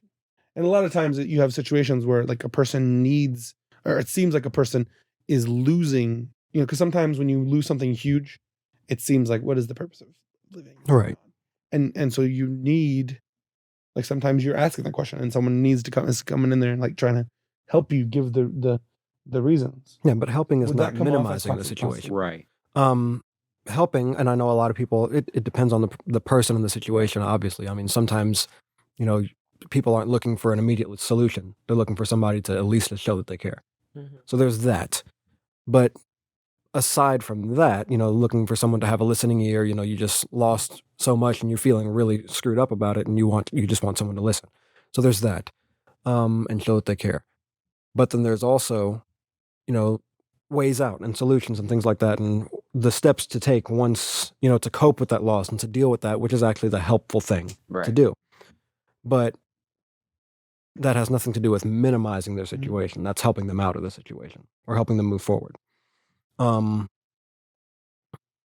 Or let's see, it goes back to what we were talking about earlier about lying to yourself and lying to others, because really what that is, it's a lie. It's a twisting of the truth. For either your own gain or for manipulation, whether you realize it or not. It's like, I see people at times, someone steals something from them. And in order to look at the positive side, oh, maybe he didn't actually, and it's a literal blatant lie that they tell themselves. Yeah. And it develops a pattern. Maybe he didn't actually steal it. Maybe he only thought it was his. Right. Yeah. And it's, I see people do it a lot under guise of trying to find the positive in a situation. They'll literally lie to themselves and tell themselves something that they know to be untrue. It's a dangerous place to be, because you end up being okay with lying to yourself and being okay with living in a false reality. It's a horrible place to be. And then, especially with the grieving, I can see how very dangerous and how it could be damaging in the long run, because the same people who are saying, I lost somebody and I chose to look at the positive, those are the same people who don't want to talk about, who don't want to deal with. Well, they never their actually loss. dealt with the loss. They never dealt with it properly. And so that whenever- trauma keeps coming up. Whenever they find themselves, dwelling on these things, they're like, what's occurring? I was so positive about it. I let the situation, run its course. But you didn't really let the situation run its course. Yeah, and those are the same know. people that end up thinking everybody has a problem with them. They're a burden and all this other Right. stuff, because they don't deal with any of their actual situations. They keep just, with the toxic positivity, trying to brush them over with something positive, or think that it could always be worse, instead of actually dealing with the situation, facing the emotions, working through them, and then coming out actually positive. Right. That's how you actually come out positive, is by dealing with the situation. But you can't just paint it over. What do you think it falls in? The situations where you're talking to somebody, you've gone through something, or you've been through something, and basically more like dealing with a narcissist. And it's that basically I like to describe it as, in order to show you that I can sympathize, I'm going to tell you that I can sympathize. And I've been similar. And so it's like minimalizing what you're going through by saying, well, I went through this at this time. Where do you think that falls in? So that's interesting, because I find, and It's similar. It's similar. It is. I find that's something that I do, right, personally, and I'm trying. Oh, we're opening up your just. Oh, hey, Yeah. no, seriously, and I have my theories as to why I do it, but so I'm trying to learn to immediately, because my common thing, and it's, to me, it seems like a nice part of the conversation. Like somebody says, oh, I lost my car once. It rolled down a hill. And I'm like, oh, I did that too. I lost my Yeah. car once. It also rolled down a hill. And I feel like, that's showing empathy. Okay. You know, it's that's like, not the best example though, because you just I know, the but way you said that. let me you're just having a continue. conversation. Let me continue. So that's how it worked Right. in my brain. And I think there are some people that they just automatically feel like they're showing that they care. But what it really does is it immediately takes the conversation away from that person and then flips it to them. That's actually a really selfish way of Mhm. holding a conversation. Right. They tell you their problem and then you immediately flip it and start telling them your problem that you also had. And sometimes you might even show how your problem was worse than their problem. And it's a bad way to have a conversation. So It's a horrible way. it is Yeah. very horrible. And that's why I'm saying, it's something that I got to be better at. I think in some cases it can be a narcissist's way or a person who, thinks of themselves higher as a way to just show that, oh, well, your problem is minimized now because mine was worse, Right. or I also had a thing. And I think there's a lot of people who also do it trying to show that they care or that they can care because they also had a similar situation. But it's something we got to be careful about. You can't just throw your problem out there, and Right. even if you're trying to sympathize, it can be damaging to the person. Right. So I say the way to deal with that, the way I've worked on it, is flip the conversation, act like you are saying the thing that they just said. How would you want them to respond? Right. And try to respond in that. It's something you got to do really Right. quick, but try to respond in that way. I find it's a vocalization of the issue Mhm. because it's understandable. I think in a person to when someone shares something to go, okay, how okay, what is something similar that I can understand? Mhm. It could be a form of empathy to be like, all right, you lost something. Well, when have I lost something? What is it like to lose things? Mhm. How did I deal? I think that for me, the best way it works out and the way I go with it, if I'm in those situations, is never a vocalization. You never start off with, well, I've been through the same thing. Yeah. Generally what I do is I take out the point. Okay. So if I'm going to give you advice, right? The point of what I got from when I want something similar. Right. And so then I just introduce the idea and so go, listen, I don't know if this helps. But when I went through whatever That's nice. whatever, I like that. this is what I experienced, or this is whatever. Instead of just jumping into, well, I've been in the same place. Because that blunts it. One, it's a recognition Mhm. because we're all different. It's a recognition of it erases that minimizing of it Mhm. to be like, well, yeah, you're not the only person who suffers pain. You know what I mean? I've been to pain too. Right. But it's really the important part of that conversation.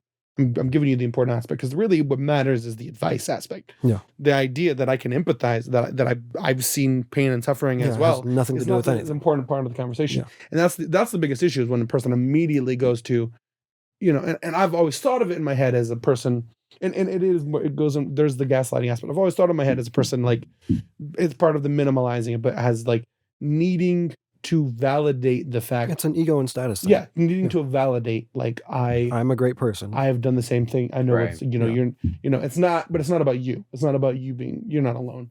It's like, yeah, you're not special. I feel pain too. Yeah. And that's because, that's the aspect of how being the victim of something, suffering things has become kind of, almost romanticized. Yeah. To be like, I've been through things. Yeah, and then also I think an important thing is that the person who's telling you, sort of venting to you what they're dealing with, they have to be entering that conversation with a mindset of getting it fixed, of trying, Right. of doing their best, knowing that they've been putting in the effort to get it fixed. Because many times people will tell you, yeah, I did this, and there is not one inkling in their mind that you might be able to help them. Right. It's just, I did this, like telling you, like, I did this, right? So whenever you're like, I did that too, they're like, oh, well, that's normal. So I'm not the only one, right? Yeah, and then go through the rest of then their they lives go being through it problems. all over again. Yeah. So you have to be in a mindset of, okay, I'm telling you this out of trust or out of necessity. And what you tell me could help me or it could hurt me. But Yeah. it's all based on the response that the person gets from it. So, But that'll be a lot to do with the timing, though. right. Like, because when something occurred just there and then, it's probably not the best, like you were saying, not the best to say something about it. But like we were talking about when it comes to like depression and such, a lot of times people tend to like want to sit in it, and it can be bad for you. It can very. Like if you just, and that's where people are like, you got to be positive. No, well, they do have to feel what they're going through. They should feel the pain or whatever. However, they themselves also should prepare themselves to move past it. But you can perpetuate the pain. And that's why it's Yes. also great to learn to understand your emotions and actually what they're doing and how they feel. Because it's almost like you have to know how to work with yourself as a therapist. You got to be able to understand how long you need to sit with a thing in order for you to understand it and feel it, solve it, and then move forward. Otherwise, you can get stuck in that depression. And honestly, it's very true. and the biggest issue right now is because, like, as we know, now society has now kind of figured out, a lot of things that we did back in the day could be because we were going through something like that. And now it became like a trend to have these emotions, where they haven't completely got to the point where they understand how to deal with it. Right. I want to discuss, there's a common concept thrown around, and I think it has some accuracy, but it also has lost a lot of merit with me. The concept that depression wasn't a thing before the 2000s or before whatever. No, it was. So Okay. that it's a common thing that I hear thrown around when, these kids are all depressed these days and all this stuff. And I definitely believe depression is a bigger situation now because of a lot of what's been brought, the constant dopamine pulse that they get And from social and the media fact that and people are everything else. recognizing it kind of. But that thing. at the same time, it was a lot less common to actually deal with and talk about your emotions back then. You got in there, did what was necessary to be done, and regardless of how you felt and all that stuff, which is great to be able to do. But I also think a lot of those unmanaged feelings and emotions were the cause of a lot of the problems in those times. So that's definitely true. I would be interested to see the suicide rate in comparison. Yeah, quick question. When it comes back to it, like we had a lot more back then. You had a lot more serial killers. True. So a lot more. I don't know, man. Maybe not. I'm not sure, but I haven't heard one in a A while. lot of serial killers now. They're probably a little different, if anything. They're probably a little bit different. I don't know. And I think problems can probably be manifested in different ways. Yeah, depending on it's probably the, a little different the now. epoch. So it But is still. definitely true that it has caused issues, but I would say that the statement is probably fairly true, because I think if you look in comparison, as far as the statement of the depression, because if you look in comparison, I mean, there's just a different quality of people. They were just, For sure. I think we're more in touch with our emotions now, and we're more considerate of these things. It was just a different quality. So, like, I think part of the issue, I think part of the reason would be depression is because depression has become a thing. So obviously I don't think they'd have a word for it back then. But I think if you look at the times of, the 1800s. And I would say there might be a slight difference verbally with clinical depression and just being depressed. But I think if you look at what we're going through right now, if you look at the times of the 1800s and the early 1900s, they had a lot of reasons to be depressed. No, they really did. But but they weren't in general, and because the quality and the caliber, the way that people were, I think depression wasn't a thing. Entertainment was also a lot different too. Well, this is the point that certain people have made, and really it's a valid point, which is the idea of depression in a lot of ways encourages depression. Yeah, for sure. Yeah. Because depression is a thing. So it's like, because it's been validated. It was a time where it was like, and this is the reason why, and in some ways there are negative aspects, but I think in a lot of ways there is also positive aspects, because there's I would say, and don't quote me on this because I'm no doctor and I don't know the studies and the numbers, but the majority of depression in the world isn't the clinical depression. Right. Sure. It's the depression that is there because it's validated depression. Yep. It's being sad. And it's like, just because you're sad. And it was a time, like, this the way the quality, the way people were. But it can actually become a thing close to clinical depression, Right, where but they become debilitated. the quality, but the issue is, and the reason all of that is because they're allowing to. I get it. There's a massive amount of self autonomy that you have, and the reason why these people didn't have these issues is because it wasn't a thing, and because it was like, you know what, you go for it. So it's like, you know what, because they couldn't. They went through horrible things though. They couldn't. Right? They went through civil wars. Right. They were fighting each other. They're like, there's these guys, and listen, there's those examples, right, where it's like like the Vietnam War is like famously historically horrible, like famous for its brutality, and the people who went through that and fought in there, and there is negative aspects of the way they may have raised their children, the idea of masculinity and what it was. But you take like people going through World War II, World War I, all these things. They didn't, they had more reason to be depressed than the majority of people do now. But it wasn't a thing. Because listen, it was, you just get up and you go forward. It's like, okay, my family is dead. You're sad. It sucks. But you got to get up and you got to go forward. There was a lot more drive and determination to do things in that era. So I would say it's the majority why we focus on it so much now is because of so much technology, and it makes life easier in a sense. So you have more time to do these things and feel So at the end of the day, like back then, we were doing a lot. I would say a lot more inventing and trying to create stuff. So there was a lot more goal oriented. There was a lot less room. So people get bored very easily. Soak in yourself. People get bored easily now. I think I would boil it down. I would call it like tangible satisfaction, because many times these people, back in the day, back in these times, you could see what you built. You could see like the what you have built for yourself, and you could be satisfied. Now society was for many people, was a lot easier. You could get a whole lot more with $5 than you can now. But you know that your honest day's worth brought you this. Like it's that satisfaction. Right now, there's really not. When I'm thinking about it, though, I'm thinking it has a lot to do with the fact that we can get things quicker. Yeah. Because, like, for example, I can go to the store like that, right? And then I have more time now. Back then, you gotta get in the horse. You got to get that set up. Took you probably to get here to where we have to go in the city would take you almost nearly a whole day. You'll stay the whole. So in a lot of ways, you got your pleasure from your work at that time. Right. Now. Everything you expect instant, and you expect to. In a sense, we're at a state. We're in a state where we're now we're turning to a new kind of like. If you ever notice, there's like eras. Like you have the stone era, then you had the thing. Now we're going into the technological. I don't know what era you would call this. Virtual reality. But we're going to a new era. So now we got to work out the kinks now, to work out to what's going on in the future, because that's where we're at. We're really at that crossroads. I think. It made it an excuse, and making it an excuse is what has prevailed it all over the world. So the fact is, people are going to take the easiest route. People were always sad, right? And it's like so the majority of a lot of these aspects of depression, it's like everyone has those moments, right, where they're sad and they're whatever. Some people more than others, and it is true that there is actionable ways past that. There is, but when we started giving these labels to it, giving the label to it, and then making it an excuse.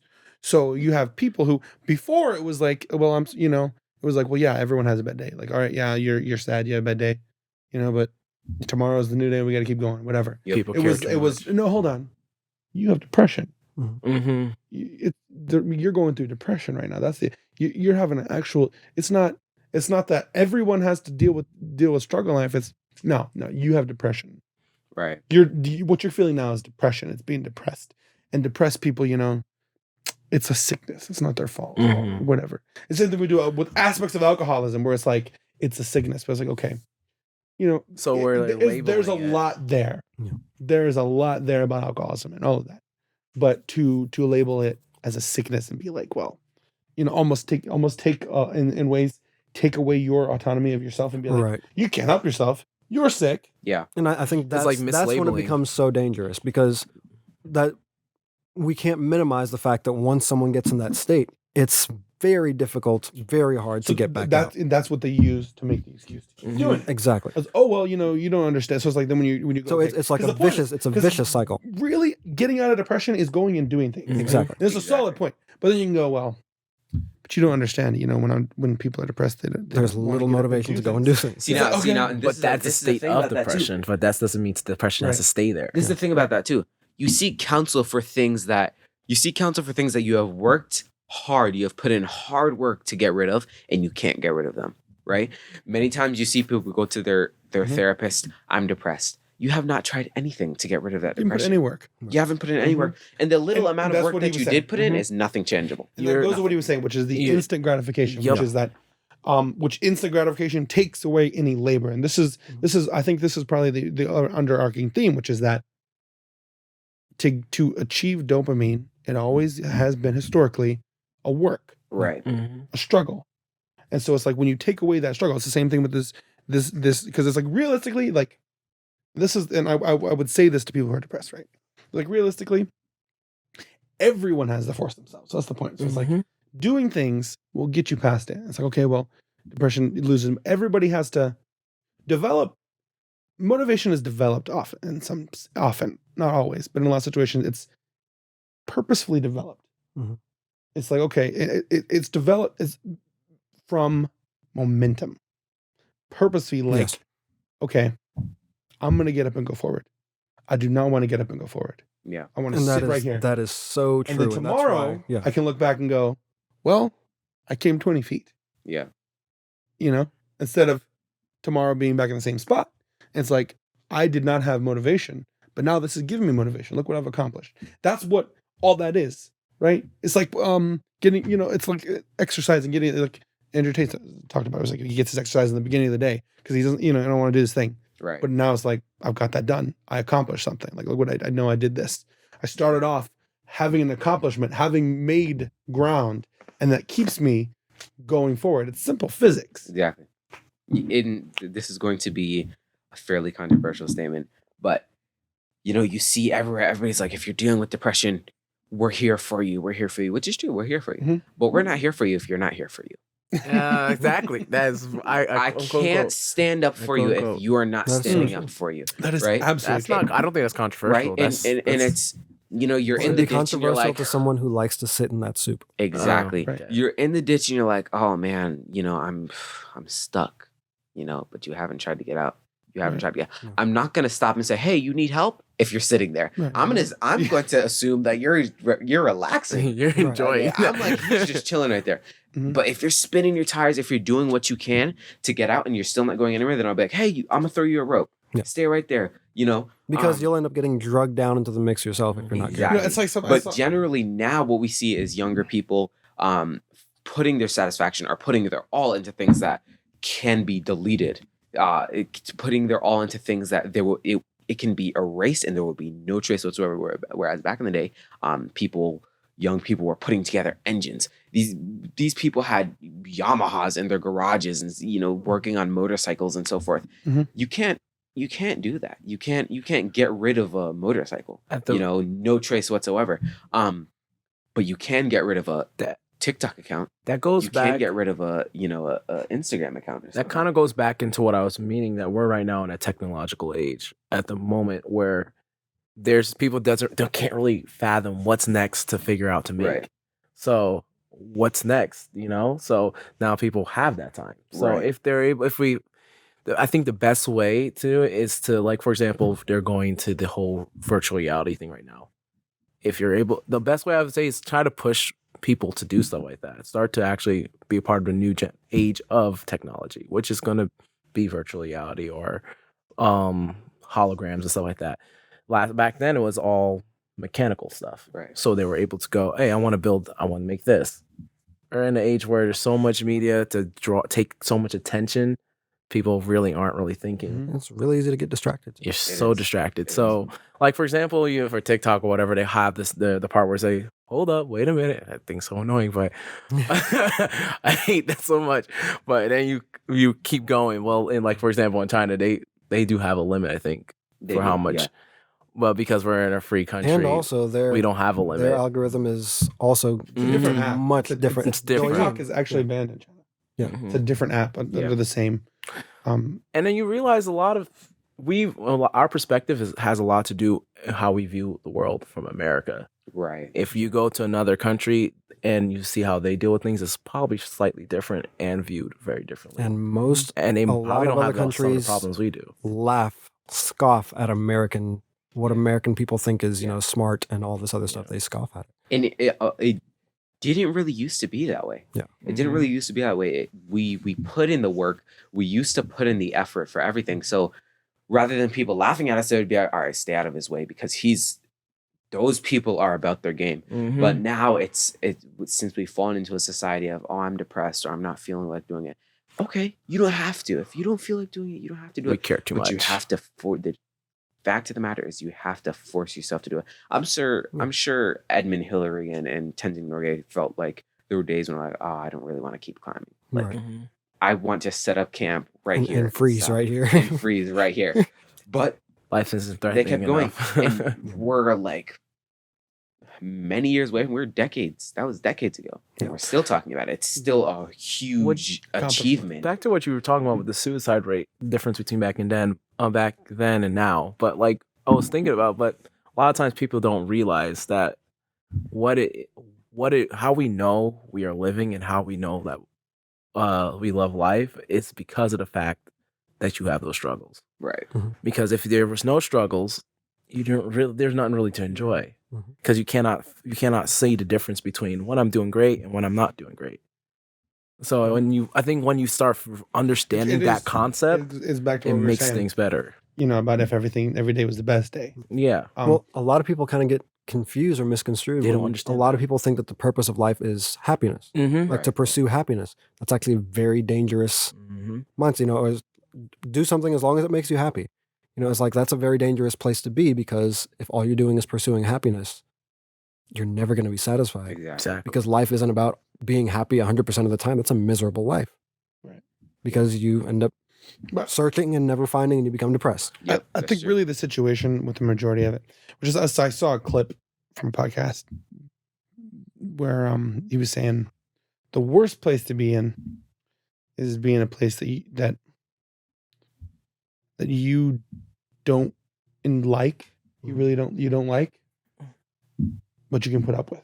It's sufficient. Yeah. And so it's like I a lot of situations it's because it's like if you're in a position that you hate and you can't stay here, You have put in drive to work get out. to get Yeah. out of there. And if everything's great, then everything's great. But when you're in a position, this is what majority of the depression is, where you're in a position where what it truly is because it's that sitting in that soup is enjoying that excuse, where it really is, I don't like this. But I'm willing to put up the with it. question? it's okay. Yeah. No, It's this okay. is gonna be Because it's like you don't like it, but then when you have to weigh putting in work to get out of it, you go, it's not that bad. Right. And And you that- stay I in the think same place, that's- perpetually miserable, Now this might and be never with controversial. any drive to get out of it. And I think that's why in many of Andrew Tate's videos he'll say most people are fine with being broke. Right. Yeah. And it goes monetarily and it goes for anything. Most people will hate their situation but be like, hey, at least I'm not there. Now this might be And it goes back to that toxic positivity. I'm making this much when I could be making this much, but I'm not gonna push too hard. I'm gonna stick in this little rut that I have here Because it's easier. It's simple. because it's easier. And Yeah. so the controversial topic is: are you depressed or are you just lazy? There's a difference. Are you depressed or are you just Right. lazy? Right. You know. lazy because I'm depressed. Depression, Or some honestly, it people might just find be lazy. satisfaction in playing the victim, Mhm. because it's simpler. It's What do you mean easier. some easy. people? That's the majority Yeah, of well, people right now. That is the new thing. It's The just thing- easier. If you're the victim, you have credibility. I've been through stuff. That's the Mhm. issue. Like suffering has become victimhood. Call it victimhood, but I don't like to. I call it suffering but I don't like to go off and too deep into victim all these things. Is cool. Is validity. Like you've suffered, even if it's professed. Like we claim that you've suffered. yeah. You've suffered. Therefore, everything you say is valid.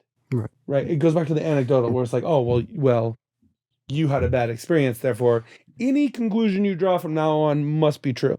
Like, no, you don't get to just change reality because you went through something. So it's like victimhood has become so famous. Like it's an armor.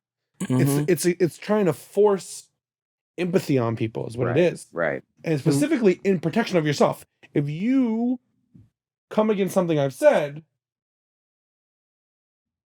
I've been hurt. You need to feel bad for me. Yeah. Quickly, immediately. Oh, And how dare you not feel bad for me? But I went through a thing. Yep. So you Right. need to back off right now and quit making me use logic and reason. What would you It's trendy. Sorry. The thing too is we used to have an environment where in order for an individual to admit that they are depressed, they had to prove that they're not lazy. Now it's not a system where you say, Doc, I've been doing this, so this Mhm. proves that I'm not lazy. But it's a system where you don't go to your doctor, right? To begin with, you're feeling depressed, you're feeling crazy, and you're putting in 100% still to get rid of the feeling of depression. and And to that get would be back to your- that would be like what you Right. call clinical depression. Right. Often we Now- self-diagnose. we self-diagnose way too much, and you know what? WebMD. We'll be like, doctor, I'm depressed, and he'll give you depression medication. He won't make sure you're depressed. He'll give you they won't run tests on you. They won't work for you for Yeah. a little bit. And there are what's interesting because then there are a lot of physical aspects of the world that can make you depressed. It's like so people can be like because some people will be in situations where they get no sunlight, they're not getting proper nutrition. All that can cause Yeah. depression and That's affect the true. way your brain Yeah, works. And no one's those questions aren't being asked either. Mhm. And it just stuff them full of drugs. You know, and the thing too is that people know that the fight against depression starts with you, not your therapist. Right. People know that because they'll be Some at people don't. seminars. Some people Realistically, don't. Some people really don't. Some people really Right. don't. Some people are But- so dependent on being drip fed by the system that Yeah. These Anytime they individuals feel will go to something, they will seminars run and to be the like, doctor. But- none of that matters to them Mhm. because really it's like it's like the marshmallow test, right? If you give a child something, say, okay, this is better, but it takes work. I have to wait and be patient. Mhm. But here's the thing that you get immediately. Here's something easy. It's like really, if you give a person and you go, listen, I have two things. I can give you this drug that you're gonna be dependent on. When you don't have it, you're gonna have certain whatever, right. or you're gonna have to work to accomplish it. Give me the drug. And- Always give me the drug. And specifically because we sometimes hide away the effects and we go, it's all okay. You just take the Right. drug and you're happy. Give me the drug. I'm not gonna take the hard. It's not really set in stone, but majority you look at workshops, you look at seminars where people talk about self-betterment or how to raise your self-esteem. Nobody's gonna say, a couple years ago I was really depressed till I went to a really great psychiatrist or I went to a really great doctor and it got me fixed. No, it was like I was depressed, until I started taking these steps. Even if they didn't I had take to those put in the steps, work. they'll Mhm. own it. Right. They'll own it. I had to put in the work to get rid of it. Your therapist Yeah. did it for you, but still, right? Well, your therapist might have given you the you roadmap. guide, You still right. have to put forth You the put work. the work. Right. And there's nothing wrong with getting No therapist is the going to roadmap. fix you. There's nothing wrong with that. Their job there's nothing wrong is- with that. In fact, Little I think it's guidance. admirable to go to somebody when you realize you don't have the tools. Yeah, the, Right. the therapist's But it's job. once you realize you don't have the tools, Yeah. not, And I then don't once think they I give have you the the tools, you have to use them. exactly. So going Exactly. through to a therapist and a therapist job. So going to a therapist is admitting that you do. When you go to a therapist, is admitting that you do have a problem Mhm. and you don't really know how to handle. You don't know how to Well, not approach that you it. don't know how to You handle don't it. know how to approach it. Not That's that you usually don't know what how it to is. handle it, but you're admitting that you do have a problem because many times people will go to therapists, and sadly they'll go to therapists for the Drugs. for the drugs. Or Well, no, just that's for the fact no, they're but going there's to a difference. There's a therapist. therapist, there's a psychologist, and a psychiatrist. They're all three different things. Right. So one does do the drugs, and one does just guide you. There's two different things. A lot of people do confuse that. So, but what the therapist is there for, their idea is to help you, guide you through it. Now, I think it's this. Don't quote me on it. I don't remember. I think it's the psychologist is the one that gives the medication. So you go to them, and they would just medicate you anytime. I think a psychiatrist can do the same. Usually, if it's really bad, but I can't remember exactly. But there's two different ones. One that goes out of their way to give you. I may be wrong. Can't remember That's why which someone should one. look this up. But I think like the psychologist is more just about the study of it. Yeah, I think we're getting Yeah. into sticky territory. Yeah. claiming Yeah, that yeah, one that's nuts. that one We're getting in the weeds. one branch of this. You Yeah, know, bro, let's not go there. psychologists are only going to medicate you. You know, Yeah, they of course, depending on the quality of the Yeah. of the doctor and things like that, you're going to have different situations. So you can't just brand. Yeah, one. So what I'm thinking, what I remember, I think is one doesn't really deal with medication though. Sure. That's what I'm pretty sure about. And you can if have they a behavioral think you need it, therapist who they'll. also has a license in Yeah. psychology and psychiatry and other things. If too. they So think it's you a- need it, they it's a- usually it's a throw you to combination. it. But that's what I remember. Well, this was fun. This was Yeah. really fun. But Is this the end? Really? this is the end. Oh, this is the end. This is the end. Or it's done. It's over. It's the over. government already shut us down once, and we came back. The Matrix. We do not want the government coming and shutting us down again. All those. I think this was a great episode. Yeah, we'll be back with another. The government won't keep us down forever. We'll be back again. Did we even say who you were? I said the name at the Strapping beginning. young gentleman. Isaiah Saronin. I said, I'm not going to. yeah. I mean, I didn't give their full names and ask them to introduce themselves. It's going to be on the title. Bars and T. But I think. Is that your name? Bars I and don't T. really know your name. BT written today. Cool. All right. Thanks for guys for showing up. Thanks you guys for showing up, and thanks you guys for showing up. Subscribe. Subscribe. Like literally, Hey, click gotta the subscribe plug your button. handle, bro. Subscribe and hit the big I don't bell. even know that. What's the handle, by the way? The handle? Yeah, your At handle. the Lamplight Productions. Don't pause it yet. We're telling people to subscribe. Listen, guys, we're doing great things here at the Lamplight Productions. And you can be a part of it for the low price of $0.00. Because all you gotta do is subscribe.